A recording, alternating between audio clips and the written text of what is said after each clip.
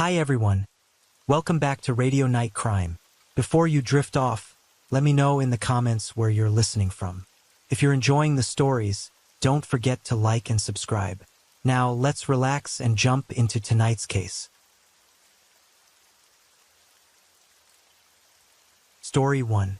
The world is fast and full of hidden dangers, which is why parents teach their sons and daughters from an early age not to trust strangers, not to get into unfamiliar cars, and never to go anywhere with people they don't know, no matter what they might say.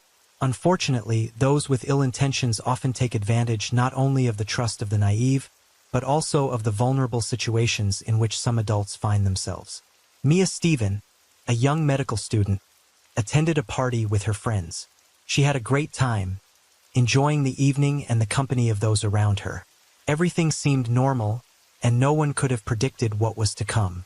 Tragically, Mia never returned home.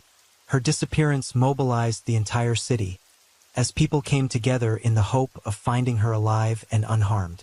However, those hopes were shattered when a grim discovery was made in a nearby forest, something so shocking that even the most seasoned investigators struggled to process what they had found. Mia Stephen was born on January 15, 2000, in Aalborg, a large port city in northwestern Denmark. She was the youngest in a loving and close-knit family. She spent her childhood and teenage years in this cozy town known for its low crime rate and sense of safety. Mia excelled in school, showing a natural talent for subjects like chemistry and biology. Her teachers considered her a gifted student and were confident that she would achieve great things. Even as a teenager, Mia knew she wanted to pursue a career in medicine. She was deeply compassionate and attentive, always eager to help those around her. Mia was known for her bright and friendly personality, which made her popular among her peers. She was surrounded by a large circle of friends and was cherished for her warmth and approachability. Her striking appearance and graceful demeanor also attracted attention. She began modeling while still in school, appearing in various campaigns and catching the admiration of many. Wherever she went, Mia stood out, and she often had admirers vying for her attention. After finishing school, Mia fulfilled her goal of enrolling in the medical program at Aalborg University, one of the most prestigious institutions in Denmark. Alongside her studies, she continued modeling, working on commercials and fashion catalogs. Despite her accomplishments and growing independence, Mia still lived at home with her parents, maintaining a strong bond with her family. When the COVID-19 pandemic swept across the world, Mia was in her second year of university. The lockdowns and restrictions brought significant changes to her life. Classes moved online, and her in-person interactions with friends were replaced by social media, phone calls, and video chats. For a lively, outgoing, and sociable young woman, the lockdown period was a real challenge. That's why, when all restrictions were finally lifted in early February 2022, Mia Stephen eagerly prepared for her first party in years, a night that tragically turned out to be her last. On February 5, 2022, Denmark saw its first Saturday in nearly 2 years without pandemic-related social restrictions. Young people, especially college students, were thrilled to return to the nightlife they had missed so much. For them, it was a cause for celebration, and parties were planned across the country. Mia was especially excited about the evening. She called her friends, carefully coordinating the venue where they would meet to enjoy the long-awaited night out. At the same time, she sorted through her wardrobe, choosing an outfit that would highlight her figure and make her stand out. For her, this outing was more than just a trip to a bar. It was a symbol of returning to normal life. She had recently completed her second-to-last semester at university and wanted to celebrate this milestone with close friends she hadn't seen in a long time. She styled her hair, applied makeup, and wore a sleek black dress paired with high heels. To complete her look, she added a cropped leather jacket and a few elegant accessories. Despite the chilly February weather, she looked stunning. Her friends drove her to the venue, and Mia assumed they would take her home later, but plans shifted as the night went on. That evening, the bars and clubs along the city's central streets were packed with young people eager to make up for lost time. However, the streets themselves were mostly empty due to the biting cold. Mia and her friends started the night at one lively bar, where they spent several hours catching up and enjoying themselves. Later, they moved to a nearby pub, and an hour after that, they switched venues again. With each move from one bar to another, the group changed. Some friends left to go home, others ran into acquaintances and joined different crowds, and new friends came along to replace them. Naturally, the night was filled with laughter, dancing, and plenty of drinks. According to witnesses, Mia also consumed alcohol, but wasn't overly intoxicated. She danced, laughed, and chatted with everyone around her. By 3 a.m., the friends she had originally arrived with decided to leave. Mia, however, chose to stay, reassuring them that she would find her way home later. At the time, she was seen talking with an unfamiliar man who appeared to be interested in her. By 6 a.m., the club closed for the night. At that point, Mia was left with only one of her friends. The two stepped outside into the cold, dark morning. A biting wind blew through the empty streets, making the freezing weather even more unbearable. The two decided to head home by bus, but they needed to go in opposite directions. They parted ways, each heading to their respective bus stops. No one saw Mia alive again after that. Mia never returned home that night. At first, her parents didn't panic, assuming she might have gone to stay with one of her many friends. However, their concern grew when they realized her phone was going straight to voicemail, something very unlike her. By noon on February 6th, Mia's mother, unable to wait any longer, began calling her daughter's closest friends and classmates. One by one, they all said the same thing. They hadn't seen or heard from Mia since the night before, and they couldn't reach her either. Alarmed, her parents went to the local police station and filed a missing person report. They feared that since Mia was an adult and had gone to a party, law enforcement might delay their search by waiting the standard 24 hours. To their relief, the authorities took the case seriously and began investigating immediately. Detectives started by interviewing all the friends and acquaintances Mia had interacted with at the various bars that night. Witnesses confirmed that Mia had been drinking but wasn't overly intoxicated. They also provided a detailed description of what she was wearing: a sleek evening dress and a light jacket. Considering the cold February weather, investigators initially theorized she might have succumbed to the elements. However, they quickly ruled this out as no related reports had surfaced. Next, police reviewed security footage from the clubs Mia had visited. Unfortunately, the crowded venues made it almost impossible to track one specific individual. Although Mia appeared to be in good spirits and declined her friends' offers to drive her home, nothing else from the footage seemed suspicious. Attention soon turned to the mysterious man Mia had been seen dancing with that night. It was vital to locate and question him. Fortunately, identifying him wasn't difficult. He was a fellow student at Mia's university and an aspiring athlete with a promising future. He willingly came in for questioning and explained that he had left the bar around 5 a.m. and taken a taxi to his home across town. Police were able to verify his alibi through the taxi driver, who confirmed dropping him off at the stated location. Mia's family and friends insisted that she had no known enemies, conflicts, or anyone who might wish her harm. She had never used prohibited substances, had no involvement in criminal activity, and showed no signs of mental health issues. This led investigators to consider the possibility of a stalker or obsessive admirer, but no one in her circle had ever heard of such a person. To broaden the search, detectives examined footage from street surveillance cameras along Mia's route after she left the bar. She had exited the venue with a friend, and the two walked together for about 300 feet before stopping to say goodbye. From there, each headed toward their respective bus stops. During their review of the footage, investigators noticed something unusual: a dark car that appeared to be following Mia after she parted ways with her friend. After parting ways with her friend, Mia walked another 500 feet or so and stopped to wait for her bus. Unfortunately, it never arrived. It was early Sunday morning and the public transit schedule hadn't fully resumed following the lockdown, leaving Mia stranded.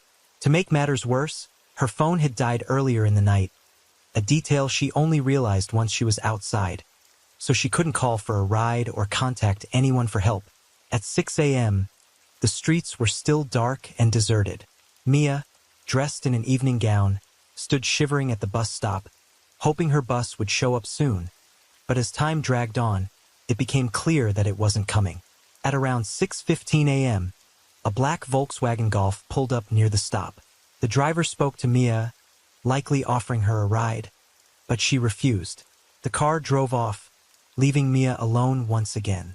She remained at the bus stop, waiting in the freezing cold for over an hour. At 7:30 a.m., the same car returned and stopped at the bus stop.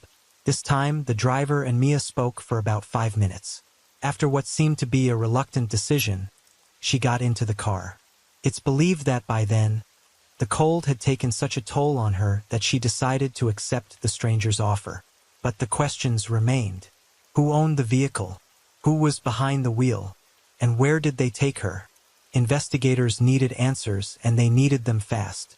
The investigation was hindered by the poor quality of the surveillance footage. Despite their best efforts, experts could only identify the car's make and model. Neither the license plate nor the driver's face was discernible.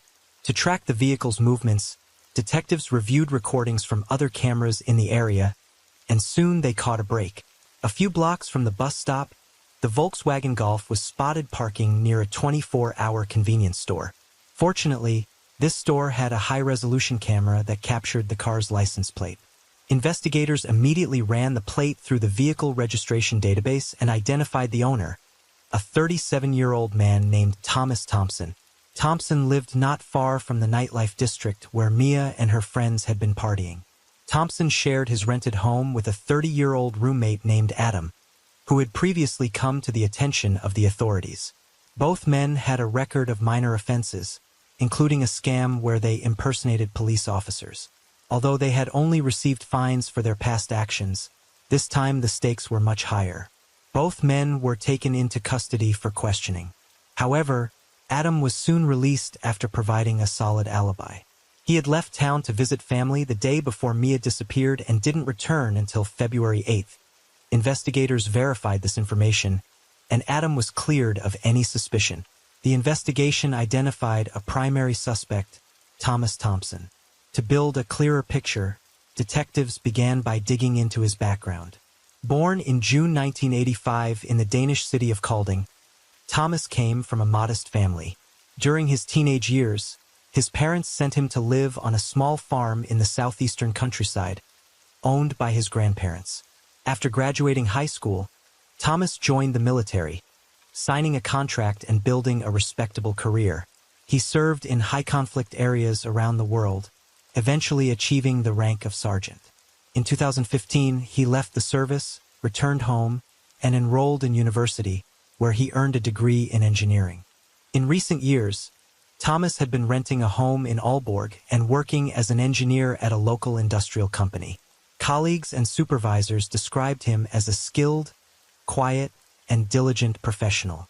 However, he was notably private, rarely sharing personal details or forming close relationships at work. Thomas had a troubling legal history.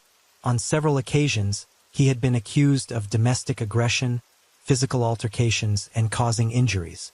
Despite this, he managed to settle each case out of court. His former partners described him as short-tempered, aggressive, and alarmingly violent. In moments of rage, Thomas seemed to lose control, behaving in a way that left those around him terrified. Some even felt he might be capable of committing a serious crime. It was clear that Thomas had a dark side he struggled to manage. But did that mean he could have targeted Mia, harmed her, and possibly committed a crime against her? And most critically, where was Mia? Thomas, for his part, remained silent. In his car, investigators found a built-in GPS system. Hoping to trace his movements that night, they examined the data. They discovered that around 2 a.m. on February 6th, Thomas had tried to disable the GPS tracking. However, the attempt caused a malfunction, and instead of shutting off, the system began recording location data every 30 seconds. This error allowed detectives to reconstruct his movements in detail. According to the GPS, Thomas left his home at 2:45 a.m. and spent the next several hours driving around the city, seemingly looking for a target. At approximately 6 a.m., he stopped near the bus stop where Mia was waiting and spoke to her briefly. She declined his offer for a ride, and he drove off. For the next hour and a half, Thomas continued driving aimlessly through the streets before returning to the bus stop. By this time, Mia was visibly freezing and likely desperate. She reluctantly got into his car, seemingly feeling she had no other choice. The car left the city and passed through a few small nearby towns before turning onto an isolated wooded area. GPS data showed several brief stops close to one another, followed by a long pause where the car remained stationary for about an hour. An operations team with search dogs was dispatched to the site. Soon they discovered a broken phone belonging to Mia. Not far from it, they found a hair clip, followed by a torn necklace that she had been wearing that night. Strands of her long hair and fragments of her clothing were also found caught on the branches of nearby trees. The scene painted a grim picture. It seemed that Mia had tried to escape into the woods, tripping, losing items, and snagging herself on branches while someone relentlessly pursued her. However, the most horrifying discovery lay ahead. Several hundred feet deeper into the forest, the search dogs indicated areas of disturbed soil, suggesting something had recently been buried. Digging beneath about 3 feet of loose dirt, investigators uncovered human remains. The remains were dismembered into 231 fragments, some of which were scattered on the ground nearby. Identifying the victim was only possible through genetic testing. To the devastation of her loved ones, the remains were confirmed to belong to Mia. News of the grisly find quickly leaked to the press, forcing law enforcement to make a public statement. They assured the community that the dangerous perpetrator had been apprehended. Forensic examination revealed chilling details. Marks on the bones suggested the body had been dismembered using a tool resembling a power saw. Pieces of tissue showed evidence of being soaked in a chemical solution, possibly an attempt to dissolve them or eliminate traces of DNA. Due to the condition of the remains, determining the exact cause of death was difficult. However, medical examiners believed the likely cause was mechanical asphyxiation. Mia had likely been strangled, not with bare hands but with a rope or a thin strap. Blood stains were found in Thomas Thompson's car, even though they had been partially cleaned. DNA analysis confirmed the blood belonged to Mia. Additional blood traces were discovered in his home, particularly in the bathroom, where it appeared her remains had been dismembered. When confronted with the evidence, Thompson initially tried to explain his actions, claiming he had no harmful intentions and did not plan to harm anyone. He said he attempted to disable his car's GPS because he was being stalked by a corrupt police officer who was blackmailing him, although he could not provide a name or any proof of this claim. Thompson also described seeing a lightly dressed woman at the bus stop early that morning. He said he had stopped out of kindness to offer her a ride, but she refused. He claimed he then drove off to attend to other errands. About 90 minutes later, on his way back, he saw the same woman still at the stop, now visibly freezing. According to him, this time she accepted his offer for a ride. According to Thompson's account, the young woman was intoxicated, behaved flirtatiously, and allegedly offered intimacy as a form of gratitude for his help. He claimed they drove out of the city to a secluded area, where they engaged in consensual activity in his car. Thompson then alleged that during this encounter, Mia accidentally pulled on the car door handle, causing the door to swing open. He said she fell out, broke her neck, and died instantly. Panicked, he decided not to contact law enforcement and instead attempted to dispose of her body to protect himself. The story raised immediate doubts. Detectives pointed out several inconsistencies, particularly the scattered personal items and strands of Mia's hair found in the forest. When pressed further, Thompson altered his story, claiming that after their encounter, Mia began to sober up, accused him of aggressive behavior, and threatened to press charges. He said he tried to calm her down, but she became hysterical, fled the car, and ran into the woods. Thompson claimed he followed her, intending to bring her back to the car to drive her home, fearing she might freeze to death. He said that during the chase, she tripped, hit her head, and died on the spot. Thompson admitted to taking her body home, where he dismembered it in his bathroom and soaked the remains in chemicals, hoping they would dissolve entirely. However, after several hours, the process had no effect.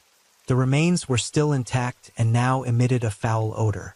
Desperate, he packed the remains into bags, drove them to the forest, and buried them. He insisted the death was an accident, and that his only wrongdoing was attempting to conceal the evidence out of fear that no one would believe him. He maintained that he acted out of panic, not malice. Despite Thompson's shifting narratives, further searches at his property uncovered damning evidence. Behind his home, investigators found a makeshift burn pit partially covered with soil and debris. There, he had attempted to destroy blood-stained clothing, car floor mats, Mia's personal belongings, and her purse. While most items were heavily damaged, her purse remained mostly intact, including its thin strap, which bore Mia's blood and traces of her skin cells. Forensic experts confirmed this strap was the weapon used to strangle her. The prosecution successfully argued that Thompson had acted with premeditation and malicious intent. The evidence showed he had deliberately attempted to disable his car's GPS system, indicating he planned his actions in advance. Prosecutors portrayed him as a predator who went hunting that night, ultimately targeting an isolated and vulnerable young woman. Mia, cold and alone, became his ideal victim. While she initially refused his offer for a ride, her desperation led her to accept the second time he approached her. Thompson's attempt to destroy evidence and his inconsistent statements further undermined his claims of innocence. The jury concluded that he had deliberately lured Mia into his car with harmful intentions and later took steps to conceal his actions. Despite the evidence, however, the court's sentence was unexpectedly lenient, sparking widespread outrage. Many questioned how someone who had committed such heinous acts could receive anything less than the maximum punishment allowed by law. It's likely that once Mia was in the car, Thompson threatened her with a weapon and drove her to the secluded forest. There, she attempted to escape, but he caught up with her. Evidence suggests he assaulted her, and then used the strap of her purse to strangle her.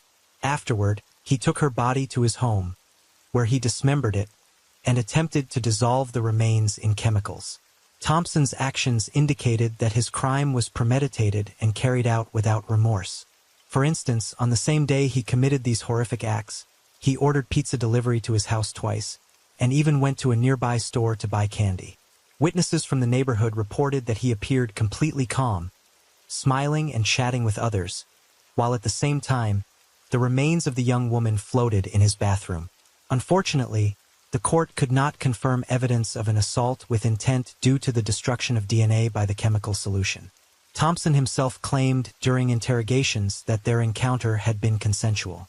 The investigation also uncovered Thompson's troubling history of voyeurism. He had been caught peeping into windows of various women's homes, watching them undress and even taking photographs. However, no charges were ever filed against him, and the victim's complaints were not acted upon. In June 2023, Thompson was found guilty of premeditated homicide and desecration of a body through dismemberment. He was sentenced to life imprisonment. However, under the law, he will be eligible for parole after just 10 years, and as history has shown, there's a strong chance he may be released. Thanks for watching, everyone. Your support means a lot to me, and you can help my channel grow by hitting that like button, dropping a comment, and sharing this video. Your engagement really makes a difference.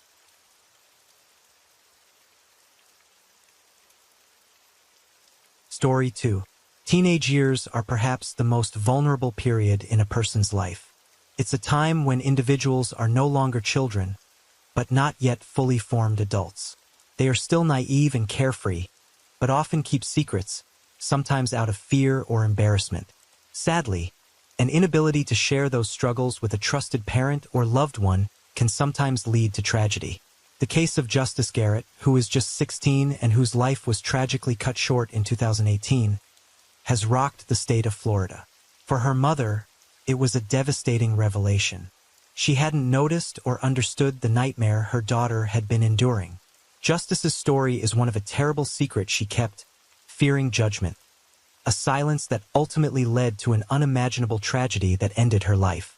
Justice Mary Garrett was born on March 19, 2002, and was the eldest of 2 daughters in the family of Danielle and Sebastian Garrett.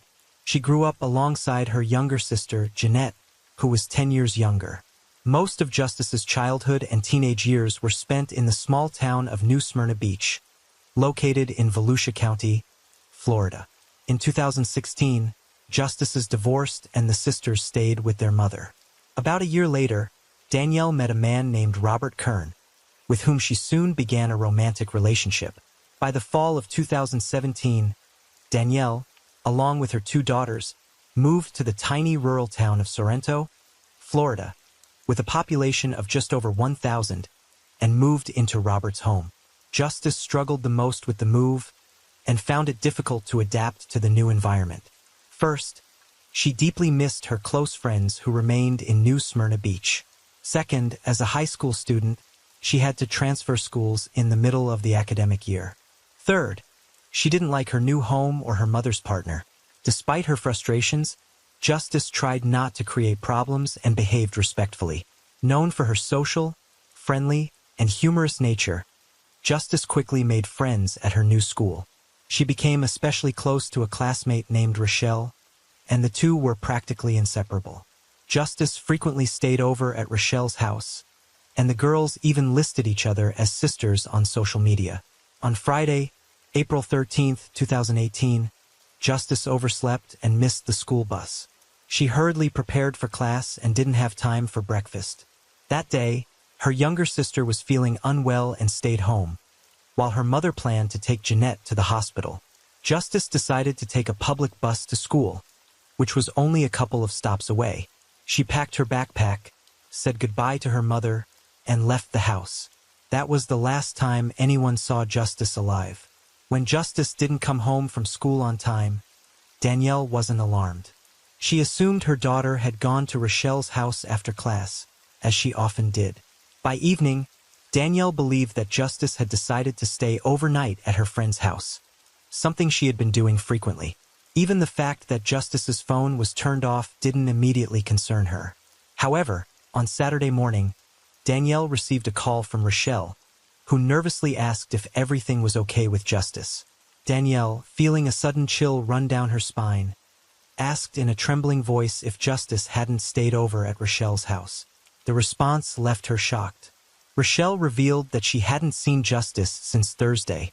Justice hadn't shown up for school on Friday, and her phone had been off for nearly 2 days.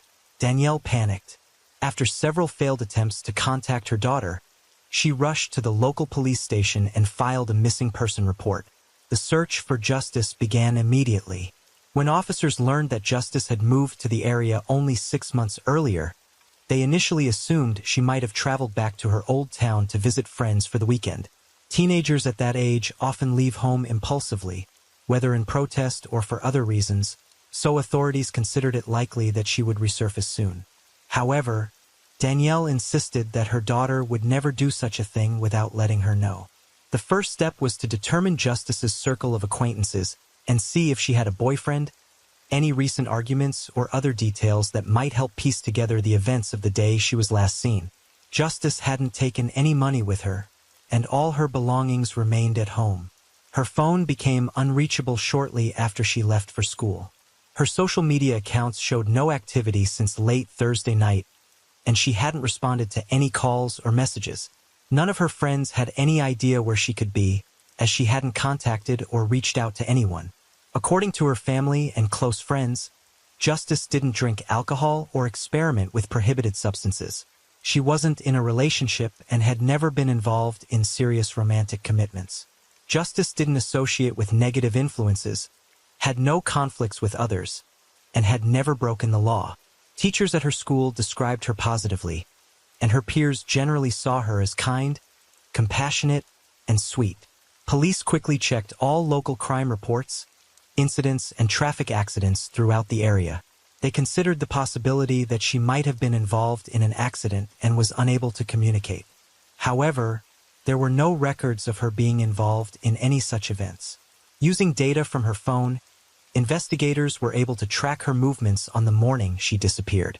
Around 7:30 a.m., Justice left her home and began walking toward the school. Approximately 15 minutes later, her movements became unusual. She stopped for a moment, then abruptly changed direction. Shortly afterward, her phone was turned off. Justice's disappearance sparked rumors and speculation throughout the town. In a community where little ever happened, any incident became the center of attention, quickly spreading through gossip and often embellished with falsehoods. For some locals, rumors were a form of entertainment, and they saw no harm in passing them along. While Justice's friends and many classmates genuinely wanted to help the investigation, others saw the situation as an opportunity to gain attention, boost their own importance, or even achieve a fleeting sense of notoriety. Several people claimed to have seen Justice Garrett in different parts of town. Some said she got into a mysterious black car with tinted windows. Others suggested she was walking with a group of nonconformist teens, and a few even speculated she had been recruited into a religious sect.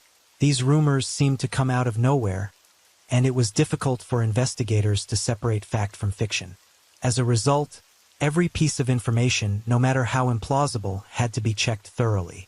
One student, a girl a grade above Justice, stood out with her behavior. She started an entire blog dedicated to Justice's disappearance, claiming the teen had run away with a secret boyfriend and was expecting his child. The girl was simply seeking attention and popularity at school, spreading sensationalized and entirely fabricated stories. Her actions led to disciplinary measures, and she was temporarily suspended from school during the investigation. Additionally, her social media accounts were deactivated for spreading false information. On April 17th, 4 days after Justice's disappearance, a man made a chilling call to the police. He reported finding something disturbing in a wooded area on the outskirts of DeLand. The man, an avid runner, often jogged along a secluded trail that wound through a park and into the forest. That morning, as he ventured deeper into the woods, he noticed a strong, unpleasant smell of decay. Initially, he assumed it was the carcass of a dead animal and thought about reporting it to the appropriate services to have it removed. However, his curiosity got the better of him, and he decided to investigate the source of the odor himself. The runner stepped off the trail and walked about 15 feet into the brush. There, he came across a gruesome sight, a heavily decomposed human body, disfigured beyond recognition. Judging by the long hair and remnants of clothing, it appeared to be a young woman. The man immediately called law enforcement and waited on the trail to ensure he didn't accidentally disturb potential evidence. When officers arrived, they conducted a thorough examination of the area and the remains. It became clear that this was the scene of a violent crime, and the victim was indeed a very young woman. Her clothing was torn and her undergarments were missing, indicating that the nature of the crime was likely of an intimate and aggressive nature.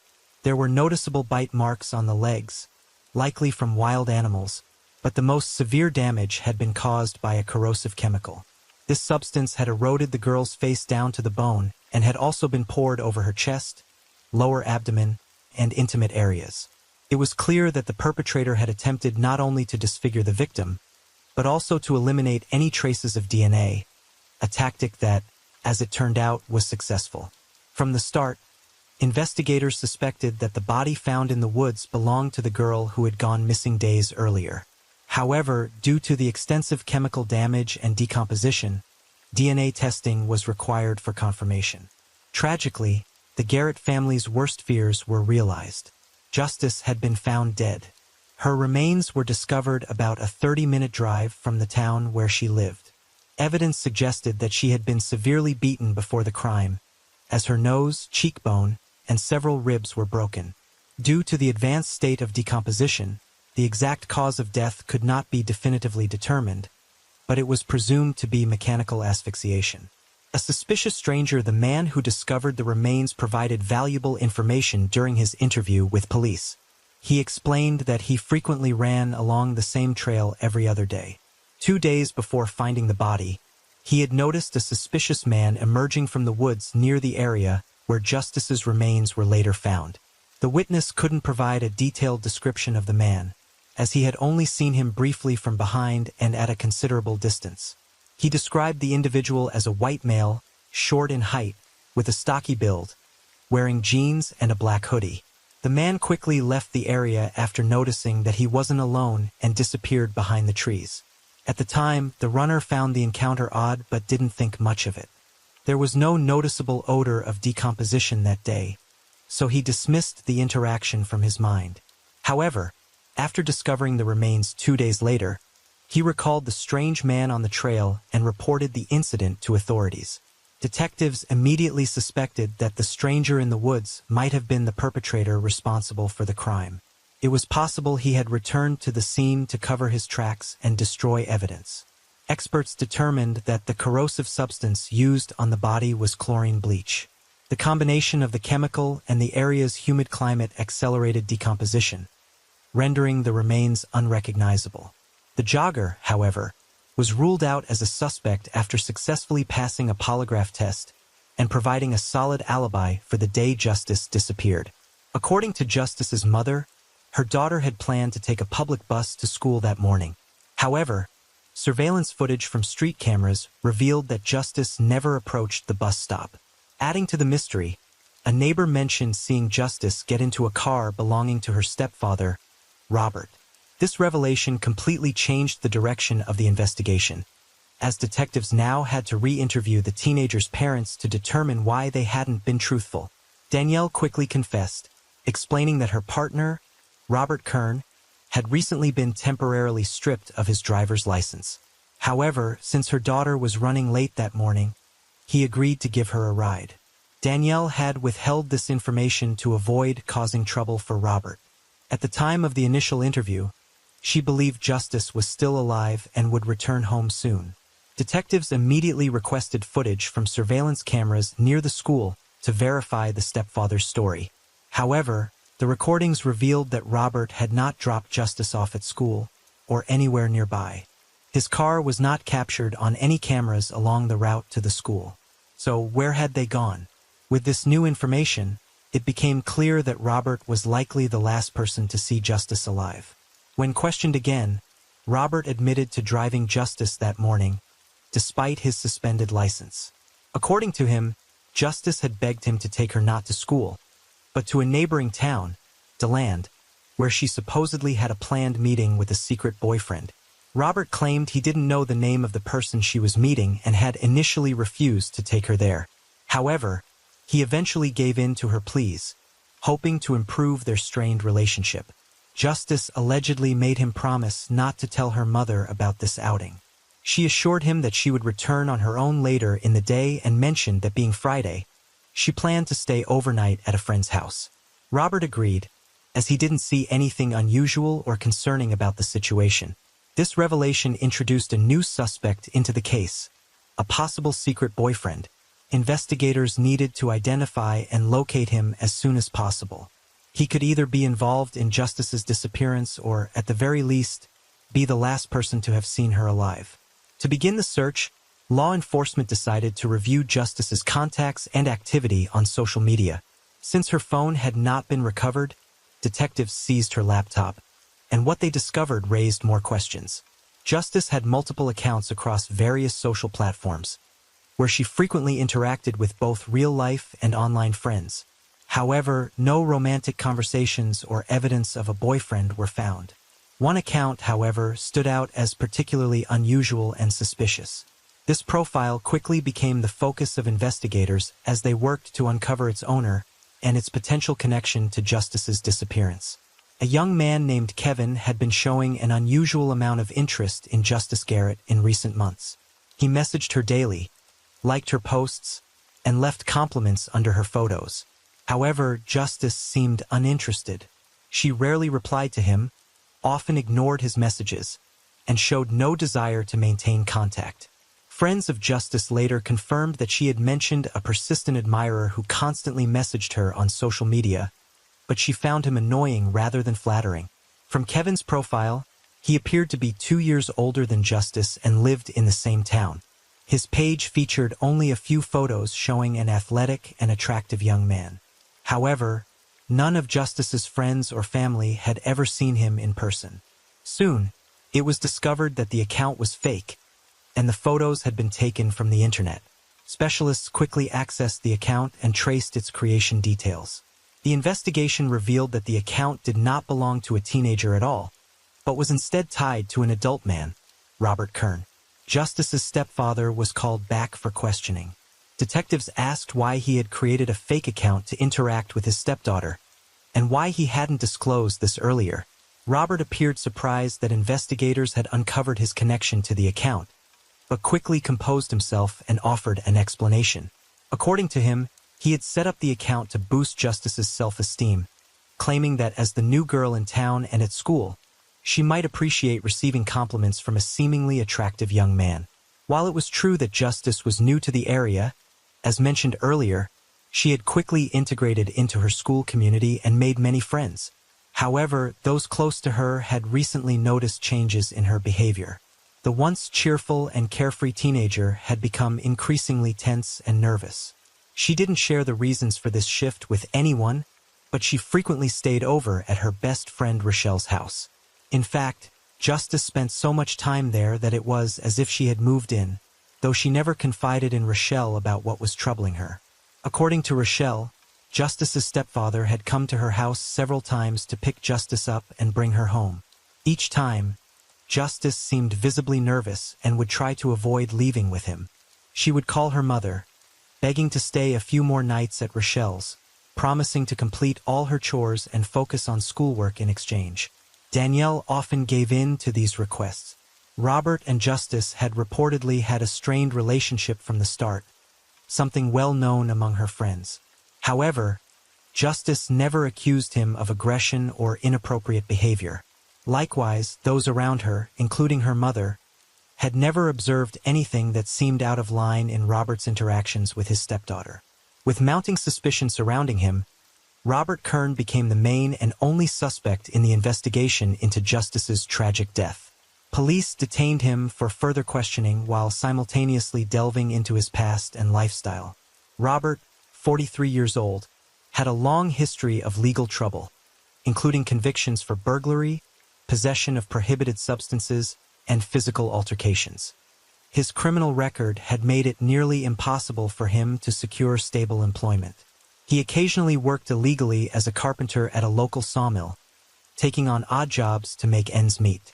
Detectives were now focused on connecting the dots between Robert's questionable past, his behavior toward Justice, and the events that led to the horrific crime. Robert had carefully concealed his past from everyone around him, including Danielle, who had no idea she was living with a man with a criminal history. When investigators revealed the truth about him, she was stunned and finally spoke up. Danielle admitted that Robert had volunteered to drive Justice to school that day, even though Justice had protested against it. When Justice didn't return home, Danielle grew worried, but Robert reassured her that Justice was spending the night at her friend Rochelle's house. He even forbade her from calling the police or reaching out to Rochelle. Investigators examined Robert's devices and discovered that in the months leading up to Justice's disappearance, he had been frequently searching online for information about substances that could render a person unconscious or unable to move. He had also looked into purchasing such substances on the dark web, and it appeared he had successfully done so. But that wasn't all. Robert had also researched ways to eliminate DNA evidence from a body, focusing on household chemicals, including bleach and disinfectants. He had even reviewed satellite maps of nearby wooded areas, particularly the outskirts of DeLand, where Justice's body was later found. It became clear that Robert had been meticulously planning for months to carry out his crime, dispose of the body, and erase all traces of evidence. As for his motive, it seemed evident from the beginning. Robert had developed an inappropriate obsession with Justice, and realized that the only way to act on his twisted desires was through force. To avoid facing legal consequences for his actions, he had decided to eliminate her entirely. The final doubts about Robert's involvement were dispelled when investigators reviewed his phone's geolocation data from that day. He had driven with Justice away from their home in the direction of her school, but then abruptly turned toward a remote area and stopped. It was likely at this moment that Robert used a chemical, possibly chloroform, to incapacitate Justice and turned off her phone. However, he failed to deactivate his own device, which recorded his movements. Afterward, Robert's vehicle was tracked heading toward DeLand, where it stopped for approximately an hour. This time frame would have given him enough time to assault Justice, physically harm her, take her life by strangulation, and hide her body in the woods. On that day, He had with him a small bottle of a chlorine-based substance, which he poured over her face and other areas to destroy potential evidence. However, Robert grew anxious, fearing he might have left traces behind. 2 days later, he returned to the scene with a large container of bleach. He then poured the chemical extensively over Justice's head, chest, and lower body in a final attempt to destroy any remaining evidence linking him to the crime. That morning, when the assailant returned to the crime scene for a second time, he was spotted by the jogger who later discovered Justice's body and reported it to the police. As for Kern's alibi, it quickly fell apart. Working unofficially at a local sawmill, he had asked 2 colleagues to claim he arrived on time that day, even though he was nearly 2 hours late. Under further questioning, both witnesses admitted the truth after being warned they could face charges for perjury and concealing evidence related to a violent crime. Robert Kern denied all charges, but the evidence against him was overwhelming, leading the case to trial. Witness testimony painted a picture of Justice living in constant fear during the last few months of her life, avoiding home as much as possible. However, she never shared her concerns, not even with her mother. Danielle, blinded by her affection for her new partner, failed to notice the situation unfolding around her and never questioned Kern about his past. Prosecutors systematically dismantled Kern's claims, proving he had meticulously planned this heinous act, fully intending to ensure Justice wouldn't survive. Moss and soil samples from the site where Justice's body was found were matched to particles discovered on Kern's car mats, further linking him to the crime scene. However, the allegations of an intimate assault could not be conclusively proven, as all DNA evidence and tissue samples had been destroyed by the corrosive chemical Kern used, which had eaten away at the victim's remains down to the bone. In August 2022, nearly 2.5 years after the crime, Kern was convicted of premeditated violent murder. He was sentenced to life in prison without the possibility of parole, ensuring he will never be released.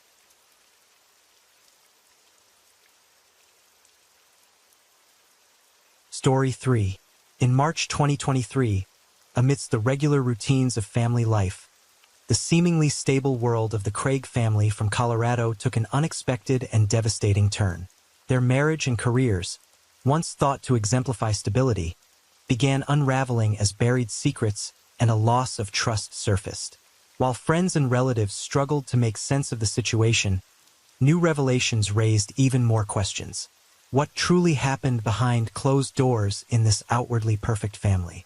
Angela was rushed to the hospital on March 15, 2023, around 11 a.m., suffering from severe headaches, dizziness, and nausea. This marked her 3rd hospitalization in just 10 days. But this time, the situation was far more alarming. Medical staff placed her on life support, fighting to stabilize her condition, which was deteriorating at an alarming rate.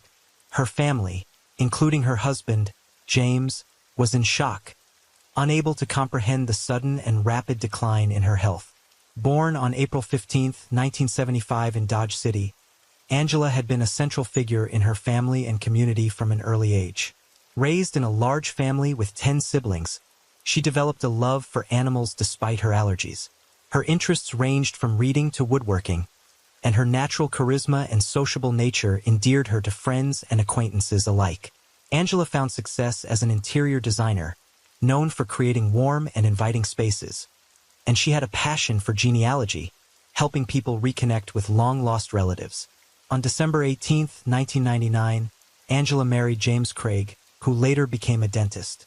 In 2006, James graduated from the University of Missouri-Kansas City and became active in international dental programs. Together, they built a life in Colorado, where James established his dental practice in Aurora. The couple had 6 children, and despite her busy life, Angela maintained close relationships with her siblings, particularly her sister Toni, with whom she spoke daily. Angela's life seemed picture-perfect. She was deeply involved in church activities, directed a choir, and led youth programs. However, the sudden health issues she experienced in March 2023 shocked everyone. Just a week earlier, she had complained of a headache, but the symptoms quickly subsided, leaving no cause for concern. Neither her family nor the doctors could explain why her condition was now deteriorating so rapidly. Meanwhile, James remained by her side, attentive and caring as always. At 2 p.m. that same day, Angela suffered a severe episode that left her loved ones filled with helplessness and fear. The medical team worked tirelessly to save her, but the cause of her condition remained a mystery, adding to the already mounting tension and distress. When Angela became unresponsive, doctors worked tirelessly to stabilize her, but the situation spiraled out of control. The stroke she suffered on March 15, 2023, marked a critical turning point.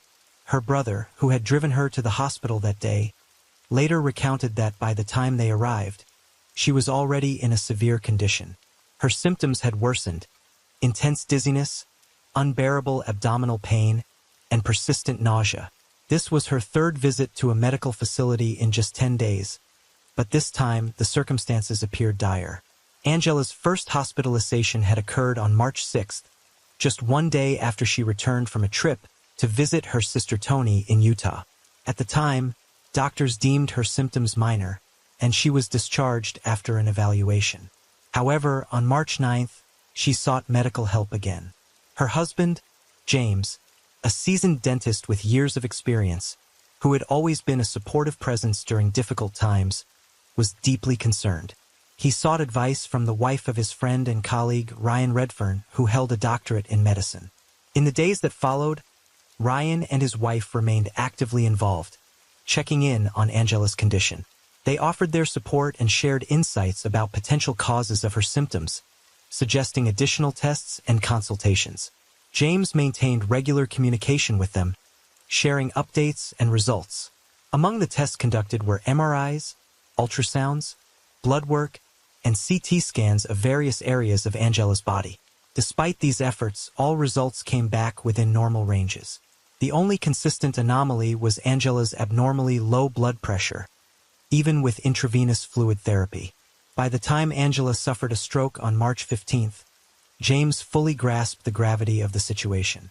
He shared the devastating news with Ryan's wife, sending her photos from the hospital room. The images showed Angela surrounded by medical equipment, under constant observation by a team of specialists. Yet, even then, the doctors struggled to identify a definitive diagnosis, leaving everyone involved feeling helpless and overwhelmed. The morning of March 15th brought a frantic phone call that would heighten James's anxiety even further. Angela's brother informed him that he was driving her to the hospital because her condition had deteriorated dramatically. At the time, James was at his clinic attending to patients.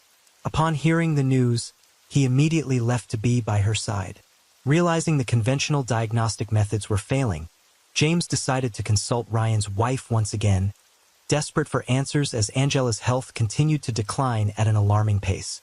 The events leading up to March 15, 2023, were tense and unsettling. On March 9th, after being admitted to the hospital for a second time, Angela was kept overnight for observation. Despite their hopes that her condition would improve, doctors were unable to determine the cause of her symptoms.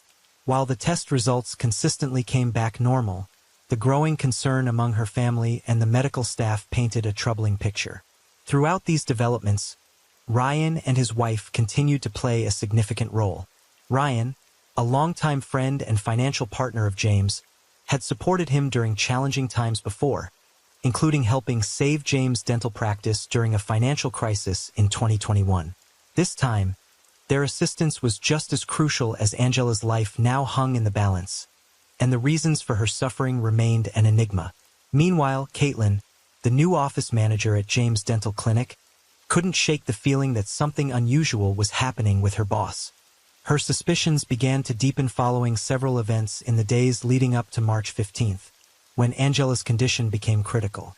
Conversations with Ryan, James' trusted friend, eventually helped her observations fall into place, revealing a disturbing pattern. It all started on March 6th. That evening, Caitlin was working late when James unexpectedly appeared at the clinic. He didn't have any patients scheduled, and his behavior seemed out of the ordinary. Instead of working at his computer in his office, James went into one of the exam rooms and used the computer there. While Caitlin found this odd, she didn't think much of it at the time. A few days later, on March 13th, a package arrived at the clinic.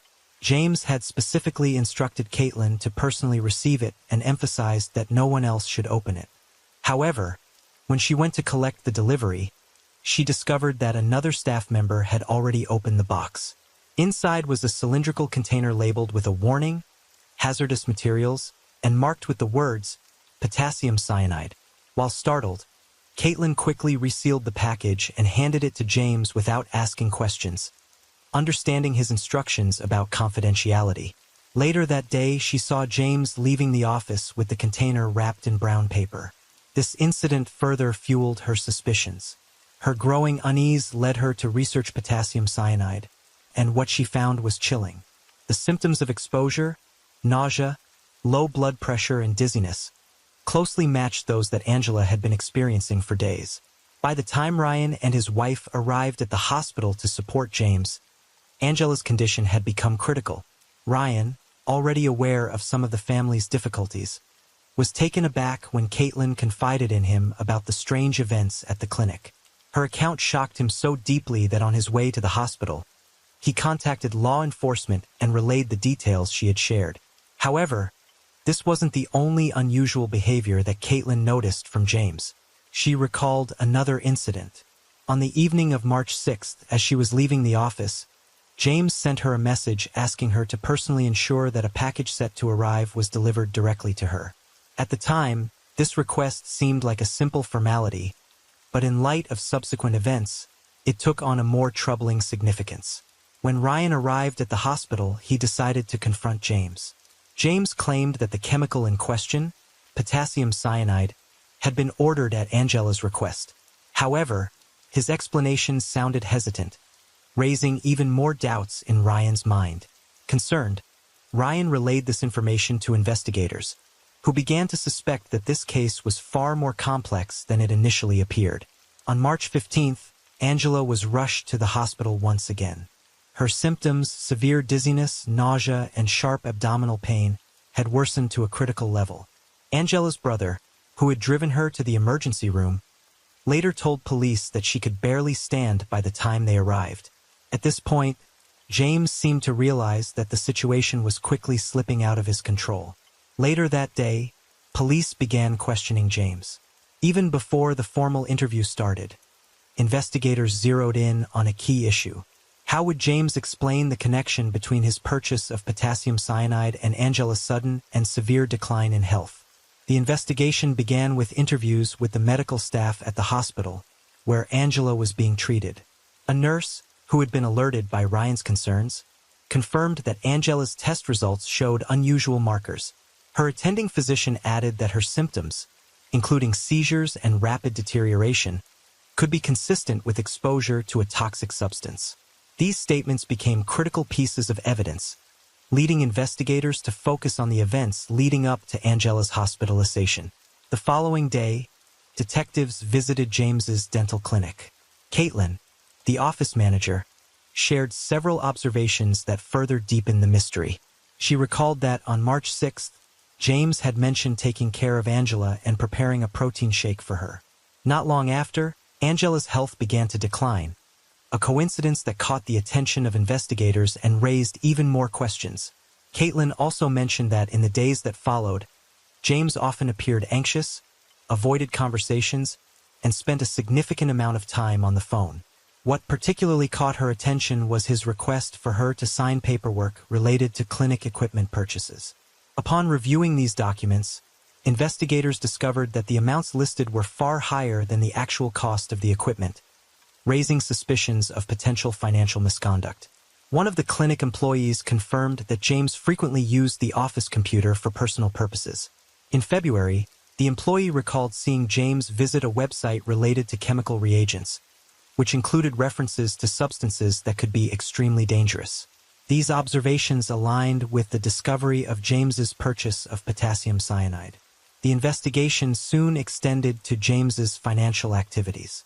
Detectives uncovered that on March 4th, James had transferred a significant sum of money to an unknown supplier associated with the sale of chemical substances. The order had been shipped to the clinic's address, allowing James to keep it hidden from his family. When investigators traced the delivery, they connected it to the package Caitlin had seen. She described the container with the warning label and noted that James had taken it home after retrieving it. Attention quickly turned to James's office at the clinic. Another employee reported that James had recently started locking his office door during lunch breaks, an unusual behavior for him. During a search of the office, investigators found remnants of packaging materials that appeared to match the delivery containing the potassium cyanide. Meanwhile, hospital staff continued their efforts to save Angela's life. The levels of toxic substances in her system were so high that doctors ruled out the possibility of accidental poisoning. This critical detail laid the groundwork for new allegations against James. Detectives obtained warrants to search James's home and vehicle, suspecting that additional evidence could be found to link him to Angela's deteriorating condition. Caitlin provided further testimony, pointing out that the symptoms of potassium cyanide poisoning, nausea, vomiting, and low blood pressure, aligned with what Angela had been experiencing. She also noted that the chemical could be lethal even in small doses. Each new piece of evidence deepened investigators' suspicions and brought them closer to the conclusion that Angela's health crisis was the result of deliberate actions. The investigation included an examination of James's computer. On it, detectives found notes detailing the dates and times of Angela's worsening symptoms. While the entries appeared to document her health issues, the nature of the records raised suspicions that James might have been using them to monitor and manipulate her condition. An examination of the couple's messages revealed additional details. On March 6, 2023, Angela texted James, thanking him for the coffee he had made for her. Shortly after, she mentioned feeling dizzy and weak. James responded by suggesting she check her blood pressure. Later that day, in the same conversation, James brought up powerful medications and attributed her symptoms to potential triggers, a comment that investigators later viewed as an attempt to deflect suspicion. Ryan, a longtime friend and business partner of James, shared that, in 2021, James had confided in him about serious financial troubles and marital issues. At the time, James was even considering divorce. Later, James claimed that Angela had been struggling with severe depression and mentioned an incident where he allegedly stopped her from harming herself. However, the accounts provided by their 6 children contradicted these claims. They described Angela as a vibrant, cheerful person who showed no signs of depression or unusual behavior. Investigators also looked into events from December 2022 when James demanded a despite this. He took no steps to seek professional help for Angela, whose mental health he had cited in conversations. This inconsistency, coupled with his pattern of withholding critical information, deepened suspicions that James's behavior could have been part of a calculated plan. The search of James's home and vehicle uncovered further evidence. In his home office, investigators found remnants of packaging believed to be linked to the cyanide delivery. In his car, traces of a powdery substance were discovered and sent for analysis.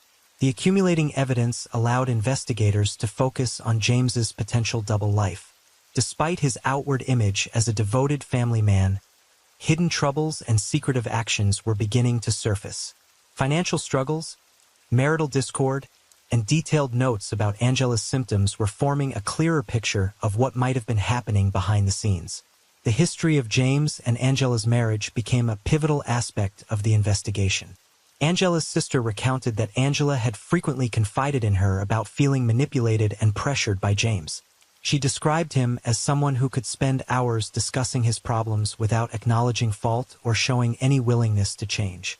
Angela reportedly felt trapped in the situation but lacked the strength to break free.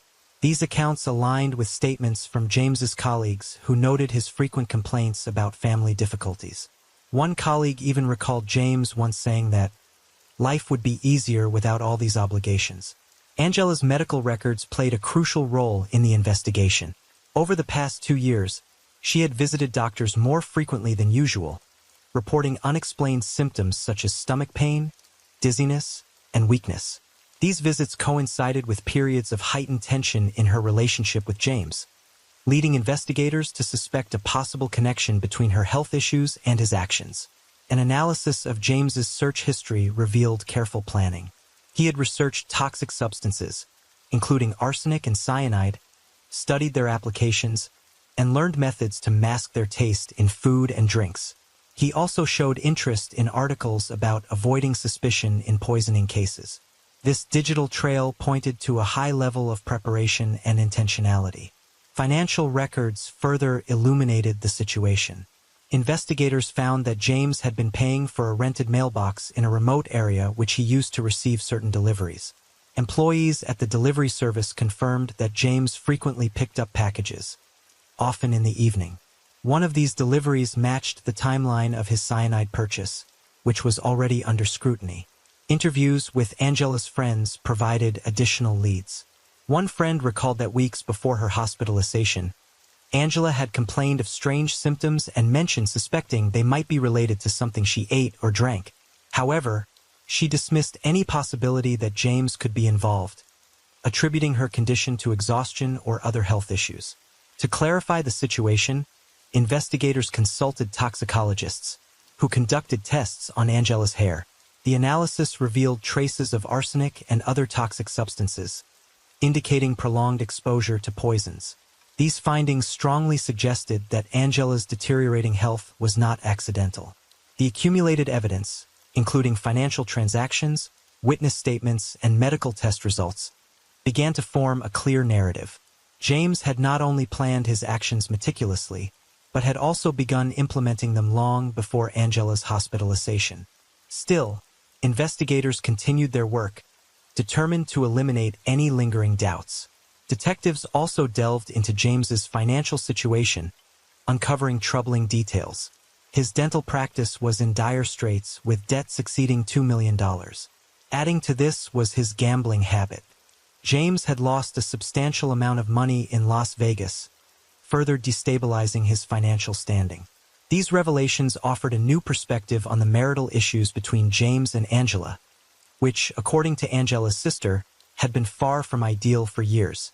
Angela's sister revealed that Angela had been trying to leave the marriage for 16 years, but James always found a way to convince her to stay. According to those close to her, Angela felt emotionally drained and trapped, but couldn't summon the strength to end the relationship. These accounts led investigators to suspect that James had been using manipulation tactics to maintain control over the situation. Emails uncovered during the investigation shed light on another side of James's life. Correspondence with a woman named Karen, an orthodontist from Texas, revealed an intimate relationship that began in 2022 when Karen filed for divorce. One particular detail caught investigators' attention.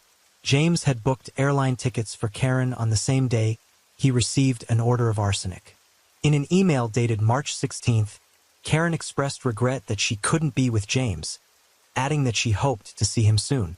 Meanwhile, investigators examined life insurance policies taken out in Angela's name. They discovered 3 policies with payouts totaling a substantial amount. This finding intensified suspicions that James may have factored financial gain into his alleged plan. On March 18th at 4:29 p.m., doctors declared Angela clinically deceased. Just hours later, James was charged with first-degree intentional homicide. According to investigators, James, who frequently prepared protein shakes for his wife, allegedly attempted to add arsenic to her drink on March 6, 2023. When that attempt failed, he ordered an expedited shipment of potassium cyanide, telling the supplier it was required for a medical procedure.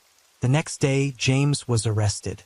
At his initial court appearance, he was charged with multiple offenses, including evidence tampering. The judge set bail at $10 million. Shortly afterward, prosecutors added 2 new charges against James Craig: solicitation of murder and solicitation of perjury. While the indictment didn't specify whom James allegedly intended to harm, Aurora Police spokesperson Joe Moylan confirmed that the intended victim was an Aurora Police detective. James Craig's trial has been delayed indefinitely. Craig, who has pleaded not guilty, is set to appear in court with a new attorney. Additionally, Craig faced allegations of secretly passing a letter from jail to another inmate who was released on bail through assistance from an adult daughter. Prosecutors stated that the letter contained a request to create a fake video, purportedly showing Angela Craig asking James to procure toxic substances for her. Following Angela's passing on March 18th, her family decided to donate her organs. This decision brought a small measure of comfort to her loved ones, knowing that her life could help save others. Her obituary, written by her family, focused on her kindness, her love for her family, and her dedication to helping those around her, omitting the tragic circumstances of her death. Meanwhile, Angela's 6 children were thrust into the center of these devastating events. After James's arrest, Angela's family took custody of them, determined to shield them from bearing the burden of his alleged actions. Angela's relatives worked tirelessly to ensure the children received the support and care they needed during this challenging time. This case uncovered the dark secrets James Craig had carefully concealed behind the facade of a successful career and a seemingly happy family life.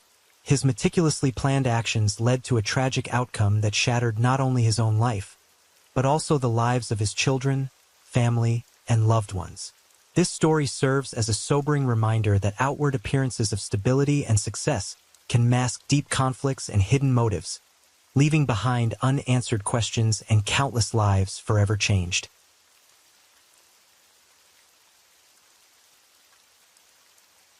Story 4.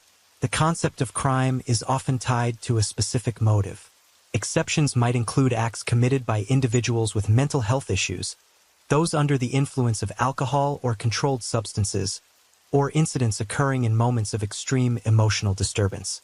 However, even though the term motiveless crime exists, criminologists argue that most of these cases involve hidden motives that remain undiscovered. The disappearance of college student Emily Murray in 2000 shook the entire state of Ohio. Weeks later, Emily was found dead, and the person responsible for her tragic end had been hiding in plain sight, assisting law enforcement with the investigation and even offering tips to implicate others. When authorities finally arrested him, they faced a perplexing challenge. There seemed to be no discernible motive. Various theories were proposed to explain what drove him to commit such an act, but none were substantiated. To make matters more baffling, the suspect appeared to have a fondness for Emily and even seemed to protect her. But at some point something shifted, turning him into a predator. Despite nearly a quarter of a century passing since the incident, the perpetrator has never revealed why he took the life of a defenseless young woman. Who was Emily Murray? Emily Miranda Murray was born on February 19, 1980, in the small town of Sleepy Hollow, Westchester County, New York. She was the youngest of 4 siblings in a well-off family.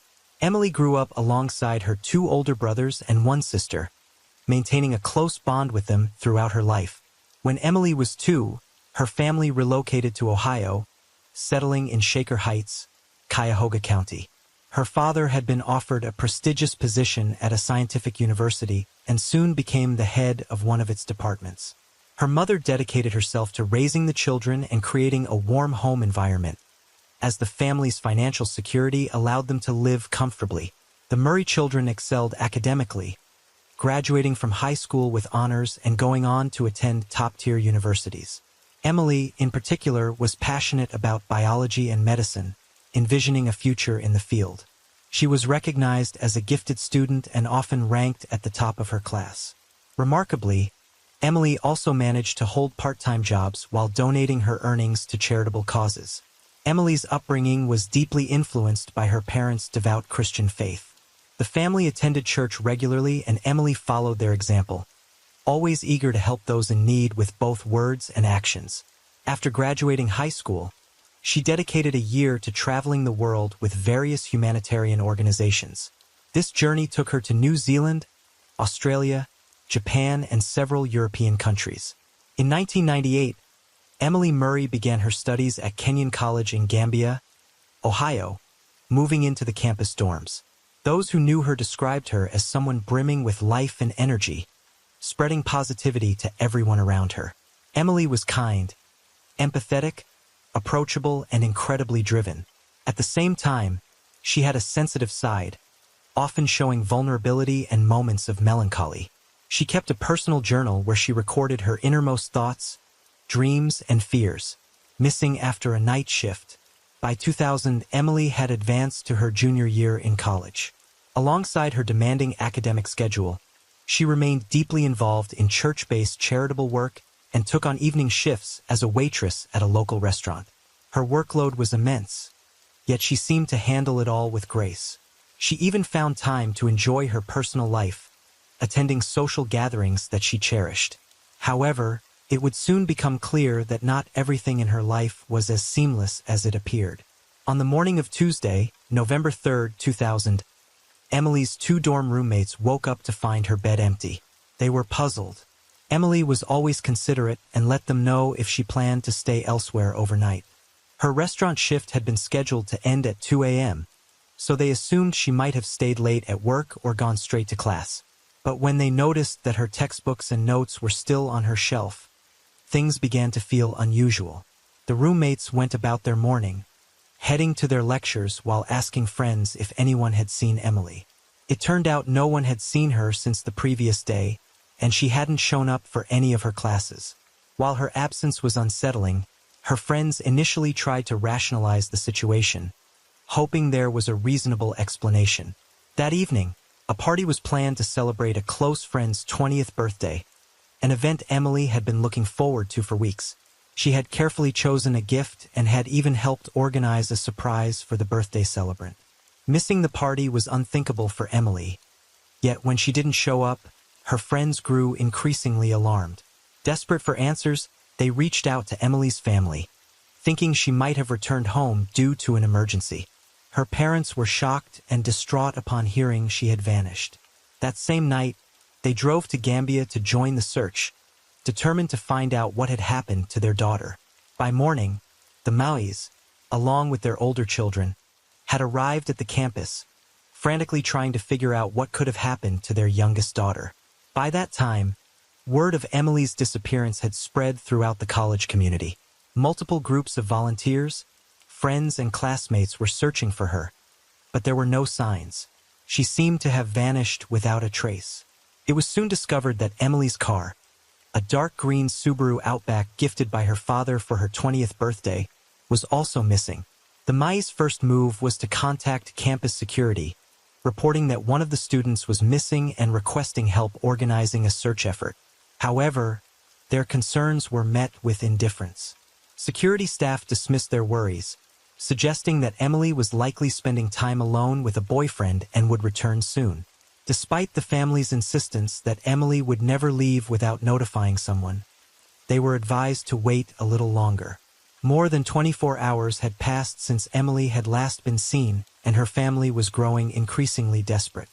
Realizing campus security would be of no help, they filed a missing person report with the local police. To their shock, law enforcement initially seemed to downplay the situation as well, speculating that Emily might have gone off on her own or decided to take an unannounced break. After all, they reasoned, she was a 20-year-old college student who didn't need to account for her every move. Still, the police eventually agreed to inspect Emily's dorm room. That's when they discovered she had left behind her ID, bank cards, and personal belongings. She had been last seen wearing her work uniform from her restaurant shift, which suggested she hadn't changed clothes since leaving her job. This raised serious doubts about the idea that she had gone off to spend time with a boyfriend or taken an impromptu break. It seemed highly unlikely that Emily would leave without money or essential items. Her last day at work. Emily was officially declared a missing person on the second day after her disappearance. By then, her family, friends, and concerned members of the community were already conducting their own searches, distributing flyers with her photo around town and combing the surrounding areas. The investigation began at the restaurant where Emily had last been seen. Located just across the street from the campus, the restaurant, called the Pirates Cove, was a popular hangout for students thanks to its convenient location and affordable menu. It quickly came to light that Emily's shift that night was her last. She had quit her job that evening. Overwhelmed by her rigorous schedule, she had decided to cut back on her responsibilities. Between her demanding coursework, volunteer work at the church, and part-time evening shifts, she had been struggling to manage everything. Her packed schedule had also taken a toll on her personal life. Just a month earlier, she had ended her relationship with her boyfriend, Adam, because they rarely had time to see each other. That evening, many of Emily's friends stopped by the Pirates Cove to support her on her last day at work. However, no one stayed too late since they had classes the next morning. Her shift officially ended at 2 a.m., but Emily stayed an additional 30 minutes to finish up some tasks. This meant her coworkers were the last to see her, and it was their accounts that the police would rely on to piece together the night's events. Emily wasn't alone during those final moments at the restaurant. Her friend Olivia, who also worked as a waitress, and a bartender named David Cale, were there with her, helping to close up. Together they cleaned up the dining area and finished around 2:45 a.m. Shortly afterward, everyone began heading home. This was corroborated by Gregory McKnight, a 24-year-old cook, who was the last to leave and locked up the restaurant at 3:15 a.m. None of her coworkers noticed anything unusual. Emily behaved like her normal self, kind, cheerful, and polite. She didn't mention any plans for the rest of the night and told them she was simply heading back to her dorm to get some sleep before her morning classes. A troubled spirit beneath the smile. When investigators searched Emily's dorm room, they found her personal journal, which contained troubling entries. Despite her upbeat and friendly demeanor, Emily had been battling a prolonged period of depression, something she had kept private and tried to manage on her own. Known for being sensitive and empathetic, Emily often internalized the pain and suffering of others, a quality that made her deeply compassionate, but also emotionally vulnerable. Through her charitable work, Emily was regularly exposed to harsh realities of life, including stories of injustice and cruelty. She poured her energy into helping those in need, but it frustrated her to feel powerless against the larger forces of the world. In her journal, she wrote about how overwhelming these emotions could be and how difficult it was for her to cope with the weight of her empathy.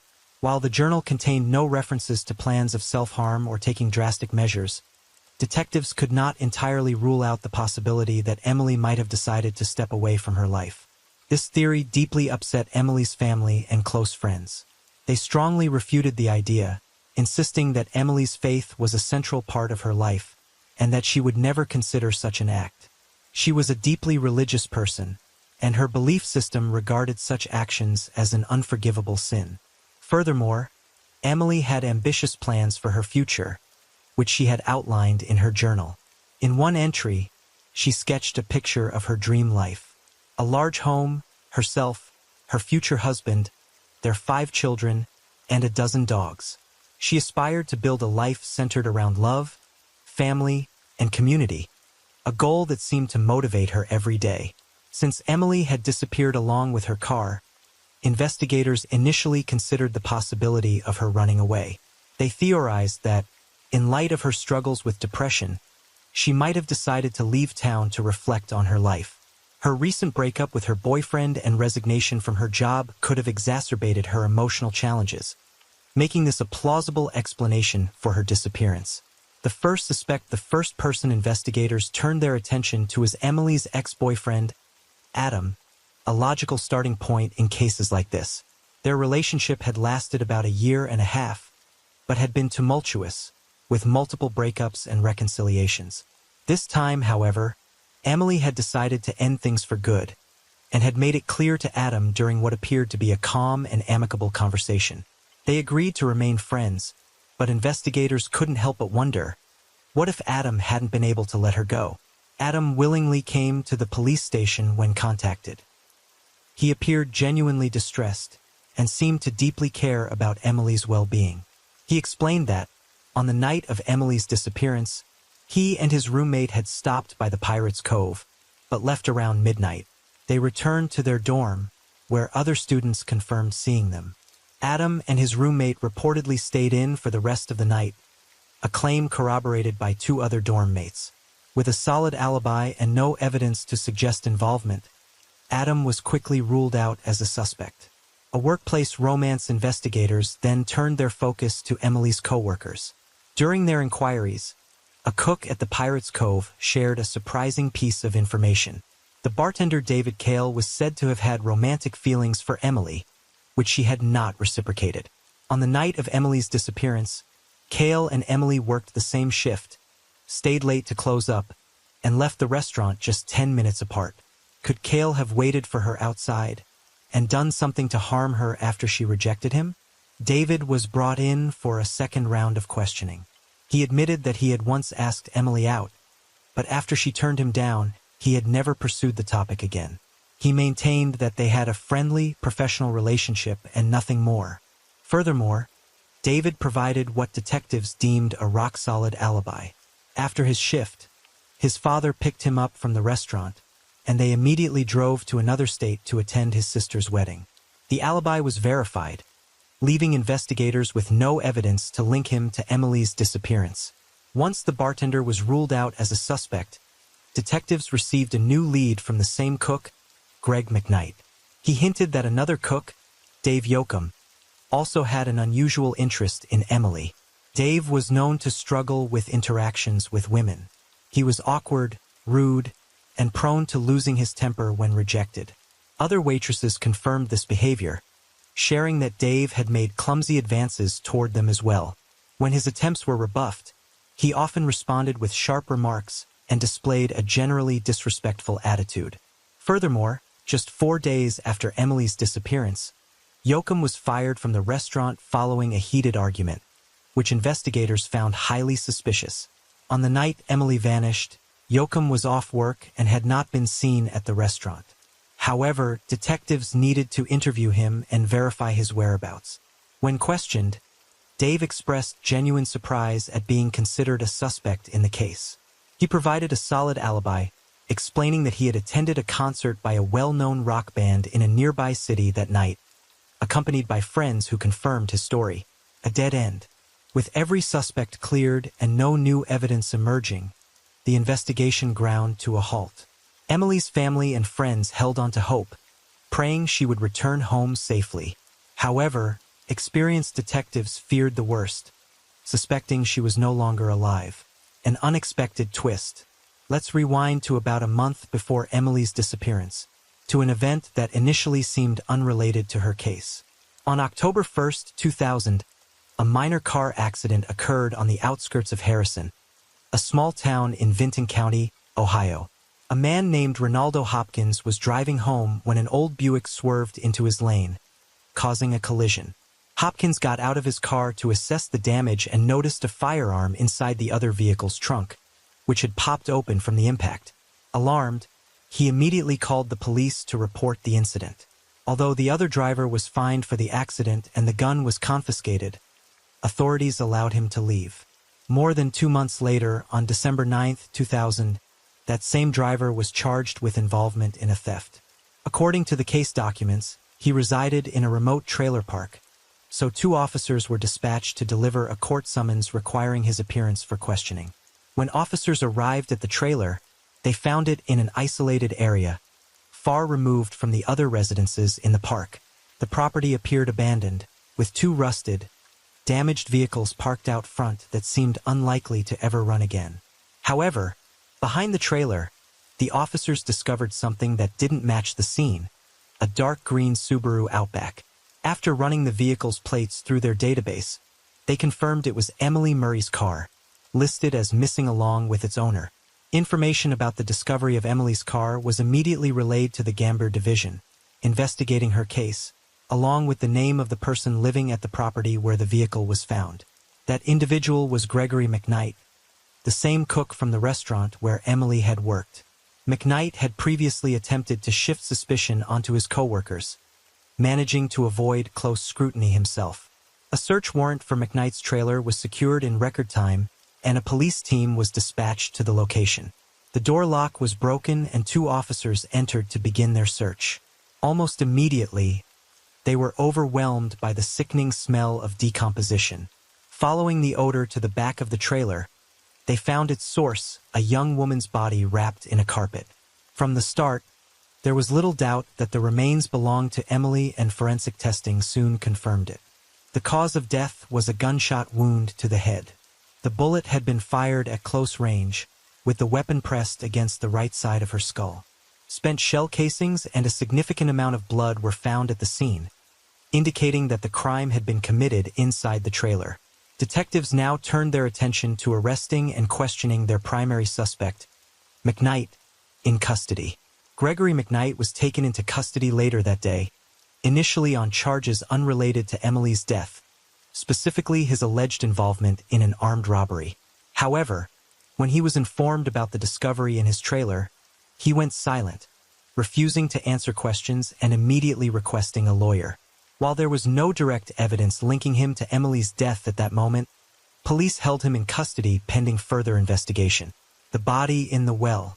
Neighbors at the trailer park told investigators they had not seen or heard anything unusual. This wasn't surprising given that McKnight's trailer was located far from the other homes.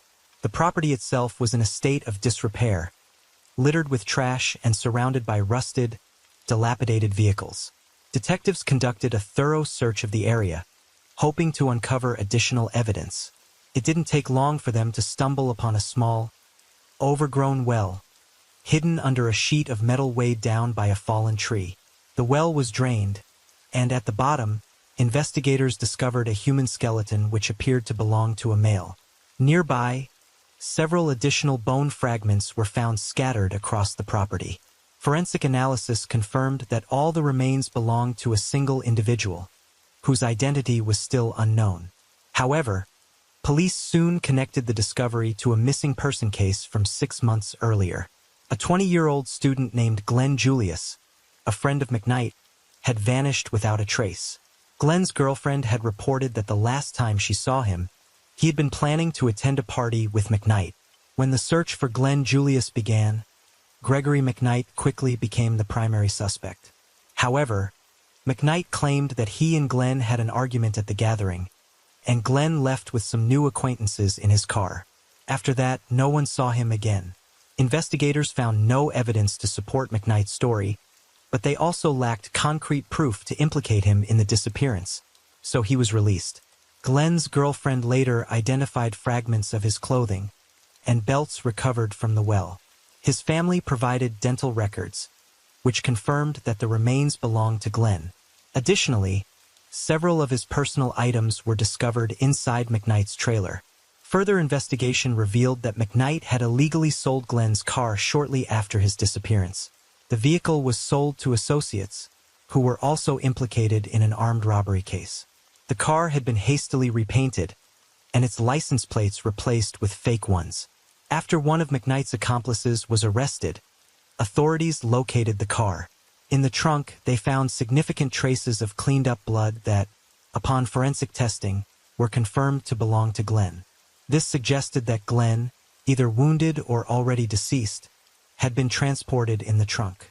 Glenn's body had been partially dismembered, and the work had been done crudely, likely using makeshift tools.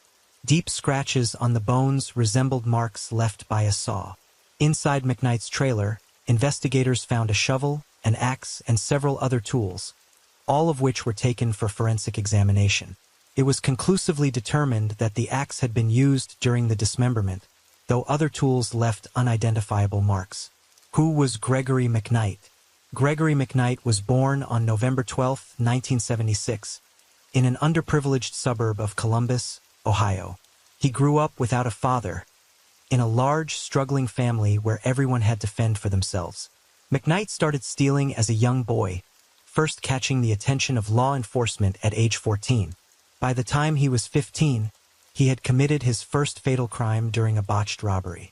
Because McKnight had accomplices who were older, the jury showed leniency towards him, and he received a relatively light sentence. He was sentenced to just 6 years, and was sent to a juvenile detention facility. In 1997, he was released and soon married a woman named Catherine, who later gave birth to 2 children. The couple lived with Catherine's parents for a while, until McKnight saved enough money to buy his trailer. However, the move to their new residence never happened. In May 2000, Gregory McKnight committed the crime of killing Glenn Julius, hiding his remains in the well behind his trailer. Then, in November of that same year, he kidnapped and killed Emily Murray, leaving her body to decompose inside the trailer. Catherine's suspicion during questioning. McKnight's wife Catherine admitted that she had grown suspicious about the trailer. Her husband frequently went there alone and refused to let her visit or even approach the property. She assumed he was using the space to meet lovers or to harbor his criminal associates, who might have been hiding from the law. She had considered many possibilities, but the idea that he was storing human remains there never crossed her mind. Trial and sentence. Although the evidence against McKnight was extensive, most of it was circumstantial. Authorities were unable to determine exactly how and where Julius had been killed. As a result, the prosecution could not seek the death penalty for that particular crime. Emily's case seemed more straightforward. Her body was found at the scene, with clear traces linking both her and McKnight to the trailer. However, the murder weapon was never recovered, and there was no apparent motive for such a cruel act. Emily had not been subjected to any form of assault, was not robbed, and even her car was abandoned behind the trailer. The question remained, why would McKnight commit such a horrific crime against the young college student? Numerous co-workers testified that McKnight had always behaved respectfully toward Emily. He was described as polite and, on one occasion, had even stepped in to protect her from an intoxicated customer who had acted inappropriately toward her. McKnight himself refused to cooperate with investigators. He denied all charges and provided no details about either crime. The prosecution argued that after Emily's restaurant shift, McKnight had lured her into a trap. He might have asked her for help, knowing she was kind and trusting, and Emily, unaware of the danger, couldn't refuse. Once inside the trailer, he may have expressed romantic feelings for her, but when she turned him down, he flew into a rage and committed the crime. The defense attempted to argue that McKnight was mentally unfit, but a psychiatric evaluation concluded that he was fully aware of his actions and could be held responsible. Switching tactics, McKnight's attorneys tried to paint Emily as a deeply depressed individual, with self-destructive tendencies, claiming McKnight merely assisted her in fulfilling a supposed wish to die. This argument was met with outrage from Emily's loved ones, and failed to sway the court. The verdict in 2002, Gregory McKnight was found guilty of 2 counts of first-degree murder, kidnapping, and involvement in armed robbery. He was sentenced to death by lethal injection and sent to death row to await execution. All appeals and requests for clemency were denied. In 2015, Gregory McKnight requested that his sentence be carried out, stating that he would rather die than rot in prison while waiting for execution. However, he soon changed his mind and attempted to appeal the sentence once again, but his efforts were unsuccessful. In 2020, McKnight filed a legal complaint alleging racism and unfair treatment during his trial. He claimed that both the judge and the jury members were white and had shown bias against him, resulting in what he argued was an excessively harsh punishment. As of today, Gregory McKnight remains on death row, awaiting execution.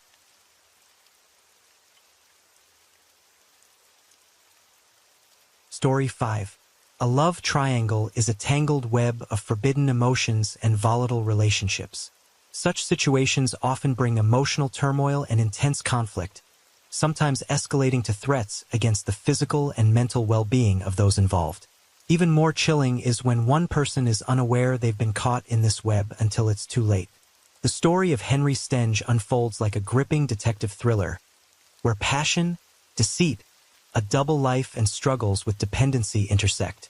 Henry believed he had found true love with a much younger woman, a relationship that could have been considered unconventional given their age difference. However, unbeknownst to him, the woman was simultaneously involved in another romantic entanglement. For months, she skillfully manipulated both men to achieve her own goals, until her carefully crafted house of cards collapsed. On Friday, June 1st, 2018, around 7 a.m., an amateur photographer and hiking enthusiast named Marcus was exploring the barren landscape of Joshua Tree National Park in southeastern California. As he ventured off a main trail, Marcus noticed a large flock of vultures scavenging over something. Assuming it was a carcass of a large animal, he chose to keep his distance. Equipped with a compact camera he typically used for landscape photography, Marcus decided to capture the scene of the birds circling in the desolate desert. He snapped a few photos and continued his hike, putting the unusual sight out of his mind. The following day, Marcus shared details of his hike with his wife, while transferring the photos from his camera to their home computer. As his wife examined the images, her expression changed dramatically. She called Marcus over and pointed to one of the photos. Upon zooming in, it became disturbingly clear that something resembling a human leg was partially buried in the sand beneath the vultures. Shaken, the couple promptly contacted local authorities to report what they had seen. Marcus handed over all the photos and described the exact location where he had spotted the birds. The area near one of the park's major roads was relatively easy for investigators to locate. What started as a routine discovery turned into one of the most complex and astonishing criminal investigations in recent years. About 30 feet from the roadside, a gathering of vultures and a pair of coyotes stood out in stark contrast to the desolate desert landscape. It was unusual to see coyotes scavenging in broad daylight, which immediately raised suspicion among the officers. They pulled their vehicle to the shoulder, stepped out, and approached the scene. There, they found a shallow grave hastily dug into the dry earth, less than 2 feet deep. Local wildlife had already disturbed the site, exposing its grim contents. When forensic specialists arrived to exhume the remains, it became clear this was no accident of nature. The remains belonged to a middle-aged white man, estimated to have been buried there for about a week. The body had been partially unearthed, with the lower half closer to the surface, allowing scavengers to access it. Several gruesome injuries were evident. The man's skull showed multiple fractures, consistent with blows from a heavy, blunt object. The scene painted a harrowing picture of an aggressive and deliberate act. Judging by the shallow grave's proximity to the road and its hurried construction, the perpetrator had been in a rush. If they had ventured farther into the desert and dug a slightly deeper hole, the body might have remained hidden for years. Instead, they chose to conceal the crime hastily and left the scene recklessly.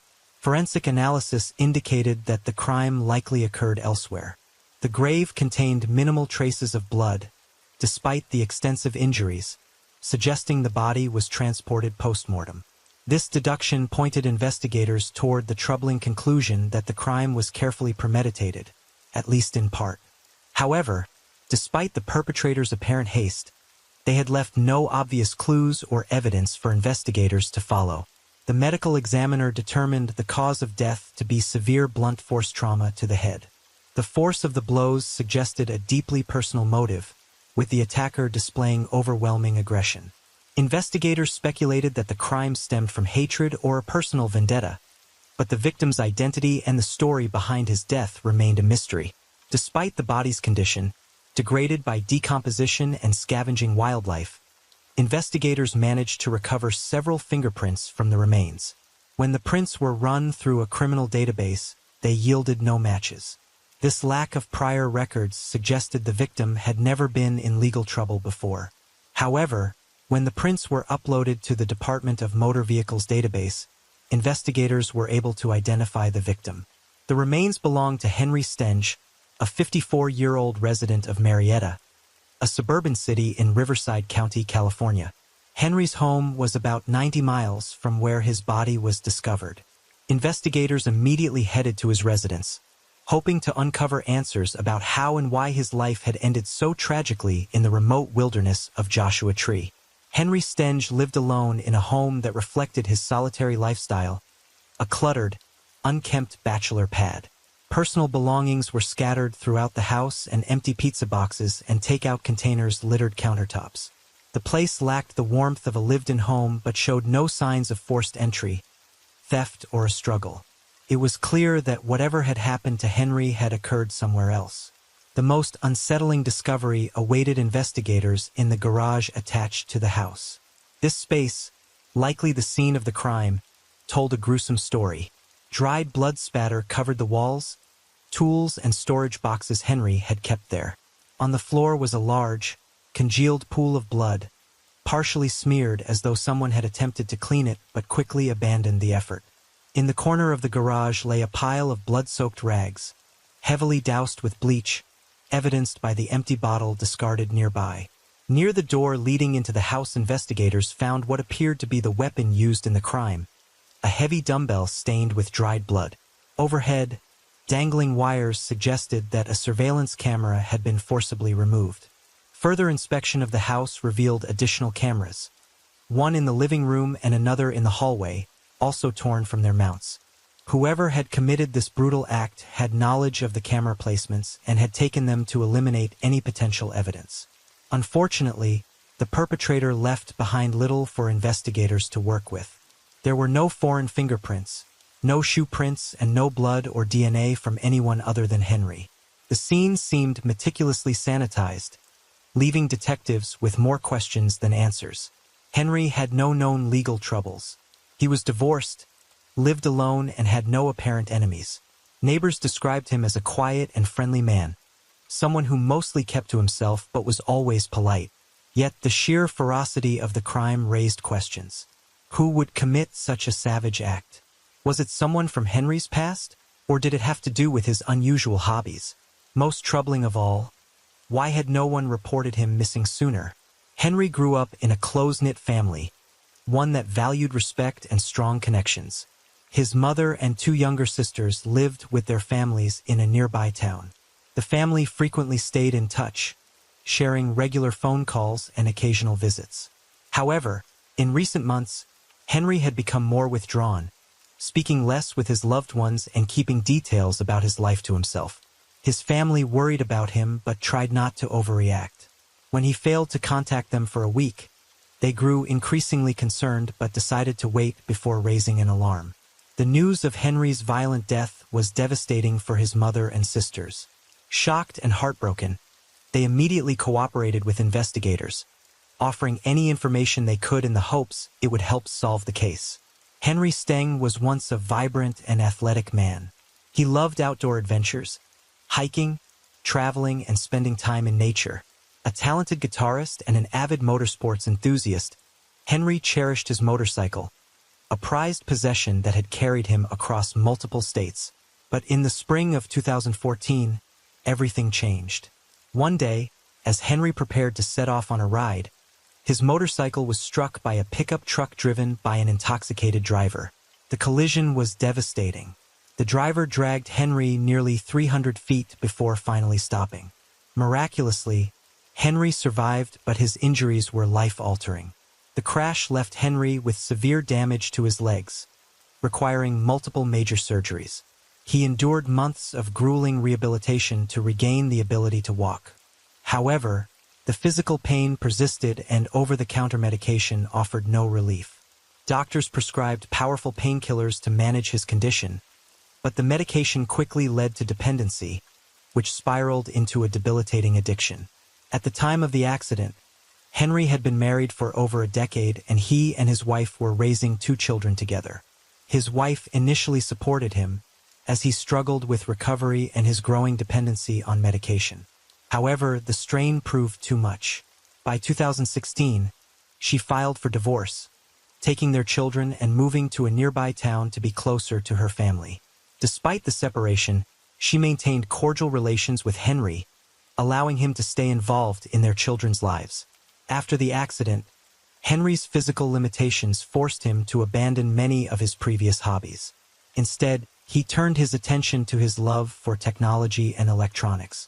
He spent much of his time tinkering with gadgets and equipment, transforming one room of his home into a fully equipped radio studio. From there, Henry launched a podcast, using the platform to discuss current events and share his often candid and unfiltered opinions. Henry's broadcasts became a daily routine. He expressed his thoughts openly, often delving into philosophical musings or bold commentary on controversial topics. The lack of censorship in his show drew a dedicated audience, earning him both loyal fans and fervent critics.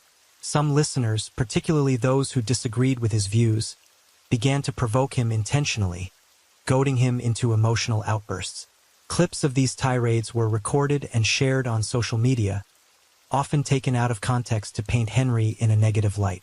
In one online community for amateur radio enthusiasts, detectives uncovered a particularly hostile individual who seemed to harbor a deep grudge against Henry. This person frequently insulted Henry and posted edited clips of his broadcasts, harshly criticizing his statements. Upon closer investigation, however, it became apparent that this individual's behavior was not unique to Henry. The user had a habit of targeting various figures in the community, using the platform to demean and attack others as a form of entertainment. While their animosity toward Henry was evident, it was unclear whether this online hostility had any connection to the crime. In late January 2018, just 4 months before the tragedy, Henry Steng experienced a terrifying ordeal. According to his family, Someone broke into his home in the middle of the night while he was sound asleep. The intruder entered through a window and attacked Henry with a hammer, delivering several blows to his head. Nothing was stolen from the house, making it clear that the intent wasn't robbery but likely a personal vendetta. The attacker brought the hammer with them and took it when they left. Surprisingly, Henry didn't report the incident to the police. Instead, he took matters into his own hands by installing hidden surveillance cameras throughout his house. Whoever entered his home the second time knew about these cameras and their locations. When investigators pieced together Henry's final days, they found his last known podcast broadcast had aired on the evening of Thursday, May 24, 2018. From that point on, there were no records of outgoing or incoming calls, no text messages, and no activity on his utilities. Neither water nor electricity had been used since that night, leading investigators to believe this was the day Henry lost his life. Detectives began their investigation by interviewing those closest to Henry. They learned that his divorce proceedings were still ongoing, despite his and his ex-wife's efforts to maintain civility for the sake of their 2 children. The couple had been locked in a heated legal battle over the house, where Henry lived after the separation. Meanwhile, his ex-wife and their children had moved in with her mother. Adding to the tension, it came to light that Henry's ex-wife had been covering the utility bills for the house. After the accident that left Henry unable to work, he survived on a small disability allowance, which wasn't enough to support himself fully. Despite their separation, she continued helping him financially. Neighbors reported that Henry's ex-wife visited him periodically, likely in and resolve their property dispute. These visits, however, often escalated into loud arguments, with the couple's shouting matches audible throughout the neighborhood. The discord raised a crucial question. Could the mother of Henry's children have been so desperate to resolve their conflict over the house that she resorted to extreme measures? At this point in the investigation, Henry's ex-wife became the primary suspect. Detectives brought her in for questioning, where she shared a somber account of their relationship. According to Henry's ex-wife, their marriage had once been happy and stable, but everything changed after Henry's motorcycle accident. She had done everything she could to help him recover and adapt to his new life, but the long-term use of prescription medications altered his personality, making him increasingly difficult to live with. Eventually, she felt she had no choice but to leave. Despite the separation, she continued to support him by paying his bills, ensuring he had a roof over his head. Her loyalty and financial support made it difficult for investigators to determine whether she could be capable of committing such a heinous act. The detectives had to dig deeper. While Henry's ex-wife remained a person of interest, her story painted a more complex picture, one that called for further investigation into Henry's strained relationships and hidden conflicts. Henry's ex-wife initially sought a peaceful resolution to their property dispute, but the situation took a dramatic turn when Henry introduced a young girlfriend into his life. He announced his intention to live in the house with his new partner, a declaration that ignited conflict. Overcome by his infatuation, Henry appeared to neglect the needs of his children entirely. Despite their differences, Henry's ex-wife had no apparent motive to harm him. On the contrary, she expressed pity for her former spouse. Moreover, she had a solid alibi for the day investigators believed the crime took place. She was on a week-long business trip in another state. With her cleared of suspicion, detectives turned their attention to the mysterious young woman Henry had been so enamored with. Henry's mother revealed that about 10 months before his death, her son began dating a much younger woman named Ashley Stapp, who was just in her early 20s. Neither Henry's mother nor his sisters approved of Ashley, finding her behavior odd and her intentions unclear. Given Henry's circumstances, his age, disability, and reliance on a small disability allowance, it was hard to understand what had drawn the young college student to him. While Ashley didn't appear to be financially motivated, it was evident that she had her own reasons for maintaining the relationship. The romance progressed rapidly, raising concerns among Henry's family, who tried to warn him of potential risks. However, Henry dismissed their concerns, proudly declaring Ashley to be his ideal woman. A neighbor provided additional insight, stating that Ashley was a regular visitor to Henry's home and that they had chatted on several occasions. The neighbor specifically recalled Ashley driving a distinctive blue Chevrolet with a large dent on the rear passenger door. The day police conducted their search of Henry's home, Ashley was spotted again. Witnesses reported seeing her slowly drive past the house, appearing to observe the scene from a distance before speeding away without stopping. Her actions raised questions. If she had noticed that Henry hadn't been in touch for a week and then saw police at his house, why didn't she inquire about what was happening? Her behavior seemed suspicious, and investigators were eager to speak with her. As detectives delved deeper into Ashley's background, her social media profile revealed a startling twist. Her public photos and posts made no mention of Henry. Instead, she appeared to be in a committed relationship with another man, a young, fit U.S. Marine. The man in question was identified as Curtis Kruger, a 30-year-old lieutenant in the United States Marine Corps. Pictures of the couple together showed them embracing and smiling, with no indication of Ashley's involvement with Henry. This revelation suggested a tangled web of secrets and deceit, raising critical questions about Ashley's true intentions and the dynamics of her relationships with both men. Investigators now had to determine whether the volatile circumstances of this hidden love triangle had led to the violent crime that ended Henry's life. Curtis Kruger's military career kept him frequently on the move, spending most of his time on base with limited chances to see Ashley Stapp. Their relationship consisted largely of weekend visits, and even those weren't guaranteed. When they did manage to meet, they would often take trips out of town to enjoy each other's company in private. Occasionally, Ashley visited Curtis on base during family days and other military events, blending seamlessly into his world. The couple had even begun planning a wedding. Curtis often spoke about how Ashley was the woman of his dreams, someone he never wanted to lose. However, doubts lingered in his mind. He confided in his sister about Ashley's frequent disappearances, her refusal to answer his calls, and her lack of explanations for her absences. Suspicious, Curtis installed tracking software on Ashley's phone to monitor her movements. It didn't take long for him to uncover the truth.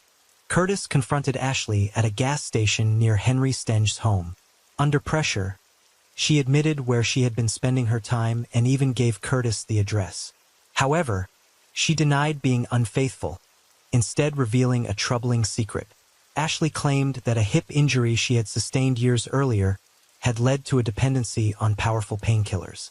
She further explained that Henry, who was also battling a similar dependency, had been trying to reduce his usage. This effort had left him with a surplus of medication, which Ashley had been taking for herself. She claimed that Henry forced her to provide something in return for the medication and accused him of abusive behavior. Enraged by her story, Curtis took matters into his own hands. Armed with a hammer, he entered Henry's home on a cold January night and attacked him in his sleep. Curtis believed he had killed Henry and later confessed his actions to his sister, who would go on to become a key witness. Unbeknownst to Curtis, Henry survived the attack. Refusing to report the incident to the authorities, Henry assumed the assault was related to his outspoken podcasting activities.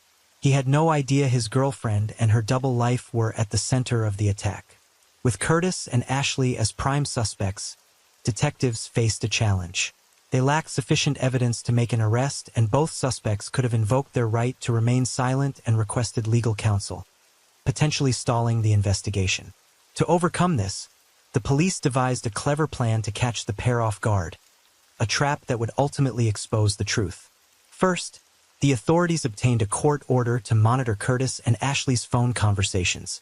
Then, officers visited Ashley's brother and showed him a photograph of her with Henry, asking if he recognized anyone in the image. He immediately identified his sister, but said he didn't know the man next to her. The officers explained that they were investigating a serious crime and needed to establish the identity of the man in the photo. They asked the brother to send Ashley the picture and try to find out more. Her reaction came quickly. Ashley called her brother and claimed she had no idea who the man was or anything about a crime. Shortly after, Ashley called Curtis in a panicked state. During the emotional conversation, she explained that the police had somehow connected her to the investigation.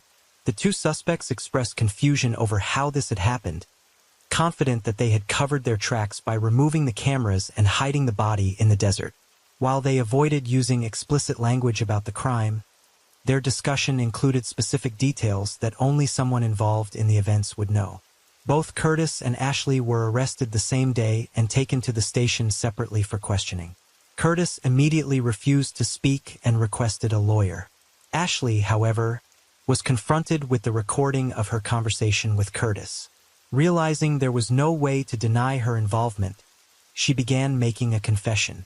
Initially, Ashley's statements were inconsistent and unclear. She admitted to being at the crime scene the night of the attack, but claimed she hadn't seen the attacker. According to her first account, someone had broken into the house and Henry went to investigate, only to be ambushed in the garage. When detectives revealed evidence that both her and Curtis' phones were traced to Henry's home. On the night of the crime, Ashley's story shifted. She admitted to being romantically involved with both men for nearly 10 months. After Curtis found out about her relationship with Henry, he decided to confront him. Ashley confessed that after Curtis attacked Henry in January, leaving him severely injured, he believed Ashley would stay away from Henry, but when he learned that she continued to see him, Curtis became enraged. On the night of the crime, Curtis drove to Henry's home, where he attacked him again. Ashley admitted to helping Curtis cover up the crime. She revealed that she had shown him where Henry's surveillance cameras were located, helped him remove them, and assisted in hiding Henry's body in the desert.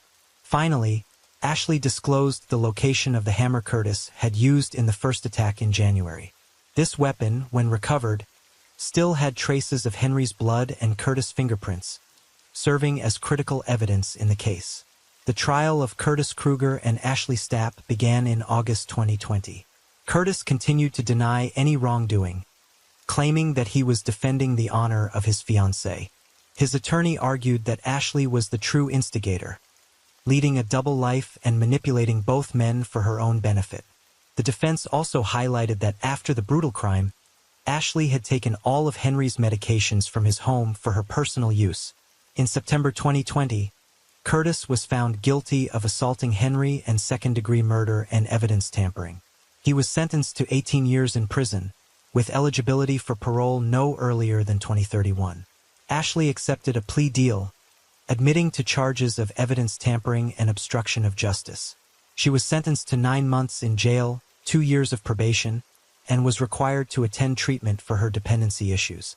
Ashley was released after serving just 4 months, but violated the terms of her probation and was sent back to jail to serve the remaining 5 months of her sentence. Ashley has been free for some time now, but there is no reliable information about her current whereabouts or life.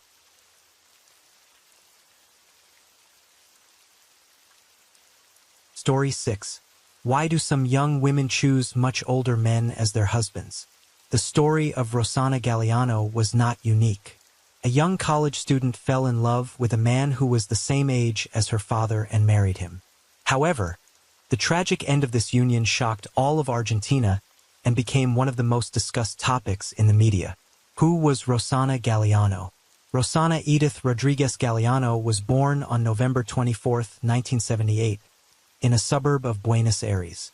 She was the youngest of 4 children in the family of Ronaldo Galliano and Graciela Rodriguez.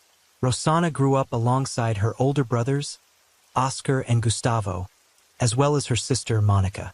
The siblings were very close from childhood. Her father owned a small car repair shop and mechanic.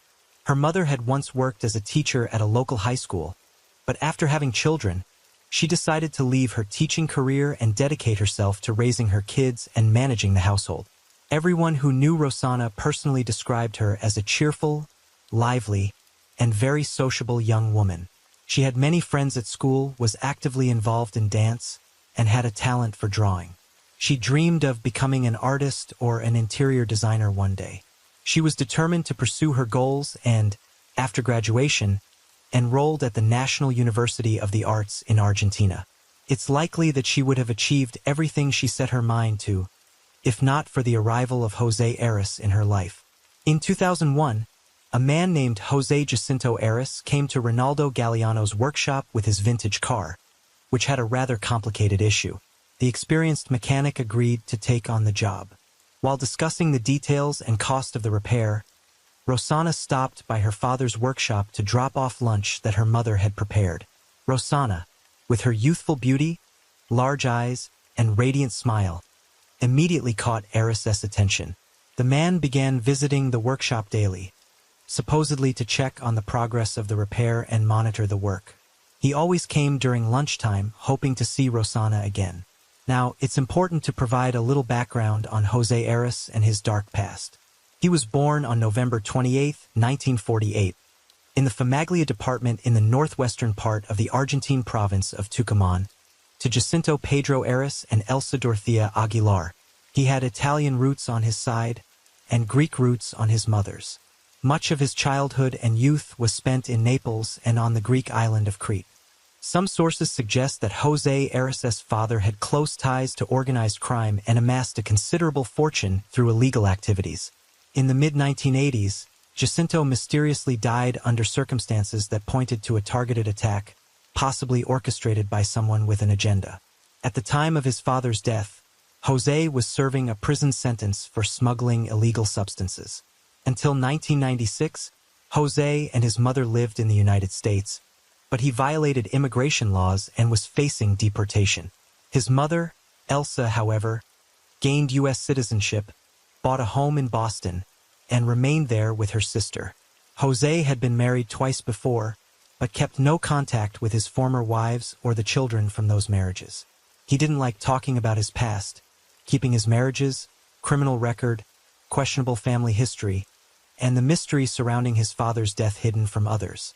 By the time of the events described here, Jose, who was over 50 years old, owned several properties in Buenos Aires and its suburbs, 3 expensive cars, and dressed in a stylish, luxurious manner. He knew how to present himself in a way that impressed others, exuding an air of sophistication and charm. His charisma quickly won over young Rosanna. They exchanged phone numbers, and within a week, Jose invited her on a date.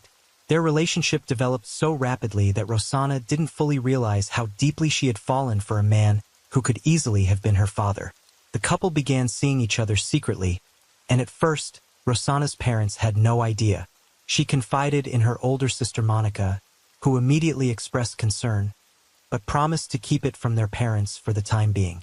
6 months later, Jose appeared at the Galliano household to formally ask for Rosanna's hand in marriage. By this time, he was 52 years old, and Rosanna was just 22. Her parents were taken aback by the proposal and didn't know what to say. Rosanna's mother, Graciela, pulled her aside and asked her directly if she was truly planning to marry this much older man. Rosanna hesitated for a moment, but then told her mother that she loved Jose and was ready to marry him. However, Graciela sensed that something wasn't quite right. Her daughter appeared tense, upset, and even scared. It seemed likely that Jose was pressuring Rosanna, pushing her to accept his proposal. Jose, on the other hand, claimed that the 30-year age gap was no obstacle to their love and should not stand in the way of starting a family together. At the end of 2001, just 7 months after meeting, the couple tied the knot and Rosanna moved into Jose's home. At first, everything seemed perfect. Jose appeared to genuinely care for and love his young bride. He threw an extravagant wedding celebration, gave Rosanna expensive gifts, and arranged a romantic seaside getaway for their honeymoon. In 2002, Rosanna and Jose welcomed their first child together, a son named Geronimo. However, after the birth of their child, serious problems began to arise within the family. Jose essentially trapped Rosanna in their home, controlling her every move. He monitored all her phone calls, and she was forbidden from interacting not only with friends, but also with her own relatives. At first, Rosanna tried to keep her troubles a secret from her family. She believed she could handle the situation on her own, and hoped the issues in her marriage would resolve. But as time passed, the situation only worsened. Jose revealed himself to be a jealous, manipulative man, a controlling tyrant prone to aggressive behavior. He verbally abused Rosanna, belittled her family, and even claimed that he had picked her out of the trash, implying that she should be grateful for everything he did for her. Rosanna grew increasingly fearful of her husband and tried her best not to upset him. She was willing to sacrifice contact with her parents, brothers, and sister just to avoid provoking Jose, but he didn't need any real excuse to become angry or violent. Over time, the emotional abuse turned physical. Jose began to lash out with his fists almost every day, and it became clear that he enjoyed the power it gave him. Roxana lived in constant fear, but she didn't know what to do. She naively believed that the problem would eventually fix itself, and her husband would stop tormenting her. But it only got worse. Jose owned several firearms, including 2 handguns that he kept loaded at all times and liked to show off to guests. He frequently threatened Roxana with these guns, telling her that he would use them if she ever dared to argue with him or try to leave him. One day, her brother Oscar became an unintended witness to such a scene. Oscar had stopped by unexpectedly because he had been unable to reach Roxana, and he was worried. The front door was unlocked, so he entered, only to find himself in the middle of an intense argument between the couple. Jose was insulting Roxana and her family, slapped her a few times, and then pulled out a gun. He grabbed her by the hair, held the barrel to her face, and casually talked about how much he would enjoy pulling the trigger. Oscar immediately intervened and stood between his sister and Jose, protecting her. He threatened to call the police and demanded that Roxana pack her things, take the child, and come with him to their parents' house. Surprisingly, Roxana refused. She told Oscar that she would stay with her husband and asked him to leave, insisting that he shouldn't interfere in their marital problems. Oscar was stunned but didn't argue further. He quietly left the house, though he wasn't ready to leave just yet. He wanted to make sure that Roxana was safe and that Jose wouldn't follow through on his violent threats. Oscar waited outside, hidden from view, and took several photos with his phone. While the camera quality of early 2000s phones was far from perfect, the pictures clearly showed Jose holding a gun and pointing it toward his terrified wife sitting on the floor. Oscar left only after Jose had put the weapon away and locked himself in his study. In 2006, despite the ongoing nightmares at home, Roxana and Jose welcomed their second child, a son named Gwyn. Roxana did everything in her power to try and mend her relationship with her husband, hoping to keep their marriage intact so that her sons could grow up in a 2-parent household, free from wants. Yet the situation remained unchanged. Jose continued to be as cruel and abusive as ever. Jose had an unusually close relationship with his mother, Elsa, who supported him in every way. Even though Elsa lived in the US, she frequently traveled to Argentina, where she would stay at her son's house for extended visits, sometimes as long as a month or 2. For Roxana, these visits felt like a constant trial, a humiliating ordeal. She was forced to serve her husband's elderly mother, all while enduring daily insults and criticisms. Elsa believed that Roxana was a terrible mother, an inadequate wife, and a poor housekeeper. She would often say that Roxana didn't deserve her son, that she was living in his house, relying on him for everything and amounted to nothing. Elsa had witnessed Jose's violent outbursts against Roxana on multiple occasions, yet never once intervened. Instead, she blamed Roxana for provoking him and threatened that if Roxana ever sought a divorce, she and Jose would take away her sons and make sure she'd never see them again. Even when Elsa wasn't physically present, she made her presence known. She kept constant contact with Jose, asking about everything that happened in the household, offering advice on what to do, and encouraging him to not let Roxana get away with anything. In mid-2006, when Gwyn was just 7 months old, Jose brutally attacked Roxana again, breaking her nose and several ribs. This violent assault was the breaking point for Roxana, and she finally decided to report the abuse to the authorities.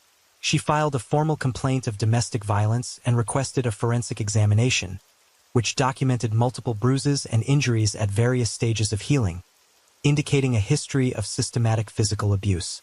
Surprisingly, the case was eventually swept under the rug, and Jose managed to convince Roxana to give him another chance. She continued to live under the same roof with him, but this time, she started confiding in her sister Monica. Whenever something happened, Roxana would call Monica to tell her what had occurred, and she even started sending her messages containing the threats she received from both Jose and Elsa. Monica kept a journal of these conversations and documented them for over a year. Rosanna repeatedly fled from her husband's abuse, taking her 2 sons and hiding out at her sister's house for days at a time. According to close family members, Jose would threaten to kill her or take her sons away, forcing her to return to him at least 5 times during these escape attempts. By the end of 2007, Rosanna had filed for divorce and successfully obtained a court order preventing Jose from coming near her and their sons. However, Jose countersued, claiming his right to visit with his sons. The court established a schedule for such visits, which was to be strictly followed. They decided that the meetings would take place at a country house owned by Jose, which was vacant. Rosanna would often attend these meetings with her brother Oscar, as she feared Jose and felt safer with someone who could intervene if things went wrong. Rosanna struck up a friendship with the local gardener, Daniel Gonzalez, and confided in him about her harrowing experiences. Daniel was empathetic and became a witness to several incidents where Jose publicly humiliated Rosanna, using cruel language. He would later testify about these events in court. In August 2007, Rosanna met a young man named Oscar Lugo. Soon, their romantic relationship blossomed. Oscar was just 3 years older than Rosanna, but he was kind, caring, and attentive. He quickly bonded with her sons. It seemed as though she had finally found the perfect partner, and the couple even started planning their wedding to take place once her divorce from Jose was finalized. However, Jose continued to obsessively monitor the life of his still legal wife. He tried to control her, and when threats and physical abuse didn't work, he resorted to bribery. He offered Rosanna a car if she would return to him, but she firmly rejected his offer. Desperate, Jose, who was still in close contact with his mother, confided in her about his plan to kill Rosanna by hiring someone else to do it. Elsa not only supported the idea but also provided financial backing, sending her son a large sum of money to carry out the crime. It took Jose nearly 2 months to find a hitman and devise a detailed plan. On January 16, 2008, Rosanna, her sons, and her sister Monica went to the country house for another scheduled visit with Jose. Jose took the boys out for a walk, leaving the women in the house to wait for their return. Around 9 p.m., Jose sent a message saying that Geronimo, one of the boys, was feeling unwell and had a fever, so he was taking him to the hospital. Rosanna became concerned and sent several text messages to Jose, trying to understand what was going on, but he didn't answer his phone. Around 10 p.m., Jose called Rosanna. The call would turn out to be a deadly trap. He knew that the house had poor cell reception, and he was aware that Rosanna would step outside to catch a signal. As soon as she left the house, Monica heard 6 gunshots and rushed to see what was happening. She saw a dark figure slipping behind a fence on an empty lot next door. Moments later, she found Rosanna lying on the ground, bleeding heavily. Monica ran back into the house to grab her phone, but she was unable to get through to emergency services right away. In a panic, she called her brother, explained the situation, and asked him to immediately contact the police and medical help. Out of the 6 shots fired, 4 hit their target, striking Rosanna in the chest and neck, leaving her with no chance of survival. By the time emergency services arrived, she had already stopped showing signs of life. Rosanna bled out within minutes, and doctors could only confirm her death. None of Rosanna's close family members had any doubt about who was behind this tragic event. Jose was interrogated that same evening, but he feigned genuine surprise and insisted he had no involvement in his wife's death. Since he had an alibi, he was released pending further investigation. Rosanna's relatives decided to bring the case to the media because they feared that without publicity, Jose would simply pay someone off and escape punishment. However, the media attention might have backfired. Jose hired top-tier lawyers and actively gave interviews, tarnishing Rosanna's name and that of her family. He claimed that Rosanna had been unfaithful to him, having numerous lovers, any of whom could have wanted her dead. He even accused Monica of being involved in the murder, arguing that she hadn't helped her dying sister but instead called their brother. Monica, however, was thoroughly investigated for any possible involvement in the shooting. No traces of gunpowder residue were found on her clothes or hands, and ballistic tests revealed that the shots had been fired from a .45 caliber pistol, something a slender woman like Monica would have struggled to handle. Meanwhile, Jose continued to list Rosanna's supposed lovers, including the gardener and several other men from their household staff. The investigation moved slowly at first, but thanks to the testimonies of numerous witnesses, Monica's detailed diary, and pictures on Oscar's phone, authorities were able to establish that Jose had been abusing his wife for years and had threatened her with physical harm. Further investigations revealed several instances where Rosanna had called the police, reporting domestic abuse, with medical evidence supporting her claims. Despite Jose being the primary suspect in his wife's death, the couple's sons remained in his custody, where they were cared for by his mother, Elsa. For nearly 6 months, the Galliano family was prevented from seeing the boys.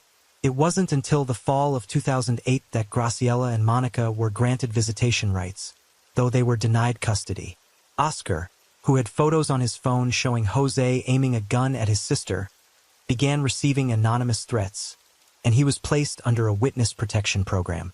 Authorities attached a tracking device to him to monitor his whereabouts.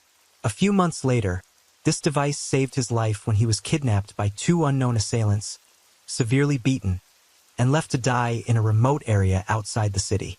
Thanks to the tracking signal, he was located just in time and rushed to the hospital. Jose was arrested a year after Rosanna's death and charged with abuse, assault, and orchestrating a planned crime. Despite extensive efforts, the identity of the hired perpetrator was never established. However, Jose's cousins, Paolo and Gabriel, were arrested as potential accomplices. In April 2009, due to lack of evidence, the charges against them were dropped and they were released. The trial for the main suspect was delayed repeatedly, giving rise to suspicions that the case was being intentionally stalled. During this time, it came to light that Elsa, Jose's mother, had transferred a significant sum of money to her son shortly before the tragedy. Allegedly, the funds were meant to purchase a home for Rosanna and her sons to live in after the divorce. However, the property was never purchased, and the money disappeared from the account just weeks before the crime. Elsa was also arrested as an accomplice, but both she and her son were released on bail soon after. The trial finally began in the spring of 2013, more than 5 years after Rosanna's death. Jose and Elsa were the only defendants, as the identity of the perpetrator remained unknown. Just a week into the trial, Jose suffered a stroke and was hospitalized, while Elsa was placed under house arrest. During this time, Geronimo and Ngwin continued living with the heiress family. 6 months later, the trial resumed, and despite the defense team's best efforts, both Jose and Elsa were found guilty. The primary motive was identified as Jose's unwillingness to divide property and custody of his sons during the divorce. Elsa was at least aware of her son's plans and actively supported him. Throughout the trial, the defendants attempted to tarnish Rosanna's reputation, accusing her of numerous affairs, allegations that were ultimately proven false. In November 2013, Jose and Elsa were convicted on all charges and sentenced to life imprisonment. However, by 2015, both had their sentences commuted to house arrest. Elsa due to her advanced age, and Jose following another severe stroke. During this period, Geronimo and Ngwin were placed under the care of Elsa's younger sister. It wasn't until early 2017 that Rosanna's family, the Gallianos, secured legal visitation rights with the boys. By then, however, both sons were teenagers who had been estranged from their maternal relatives for years. Their reunions with Rosanna's parents, siblings, and extended family were cold and distant, as the boys no longer felt a connection to them. On October 24, 2018, Jose passed away following another stroke, just 1 month shy of his 70th birthday. The following year, Elsa died at the age of 91, reigniting the question of custody. Since Geronimo was just months away from turning 18, he chose to stay with Elsa's sister as he didn't want to change schools or move. Ngwin, however, was placed in the care of his Aunt Monica by court order. Both Geronimo and Ngwin, having endured years of trauma and loss, struggled with chronic depression, anxiety, and other psychological challenges. As Geronimo grew older, He chose to move to another city, severing ties with his maternal relatives, whom he viewed as strangers. Nguyen lived with his Aunt Monica until adulthood, but their relationship remained formal and distant.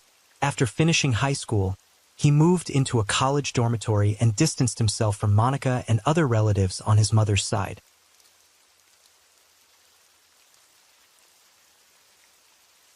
As the rain falls and the night deepens, thank you for being here with me at Radio Night Crime. True crime stories remind us of life's mysteries and the need to stay aware, even in the stillness of the night. If you enjoyed tonight's story, don't forget to like, share, and subscribe. Let the sound of the rain lull you to sleep, and until next time, stay safe, stay curious, and let the night keep you company.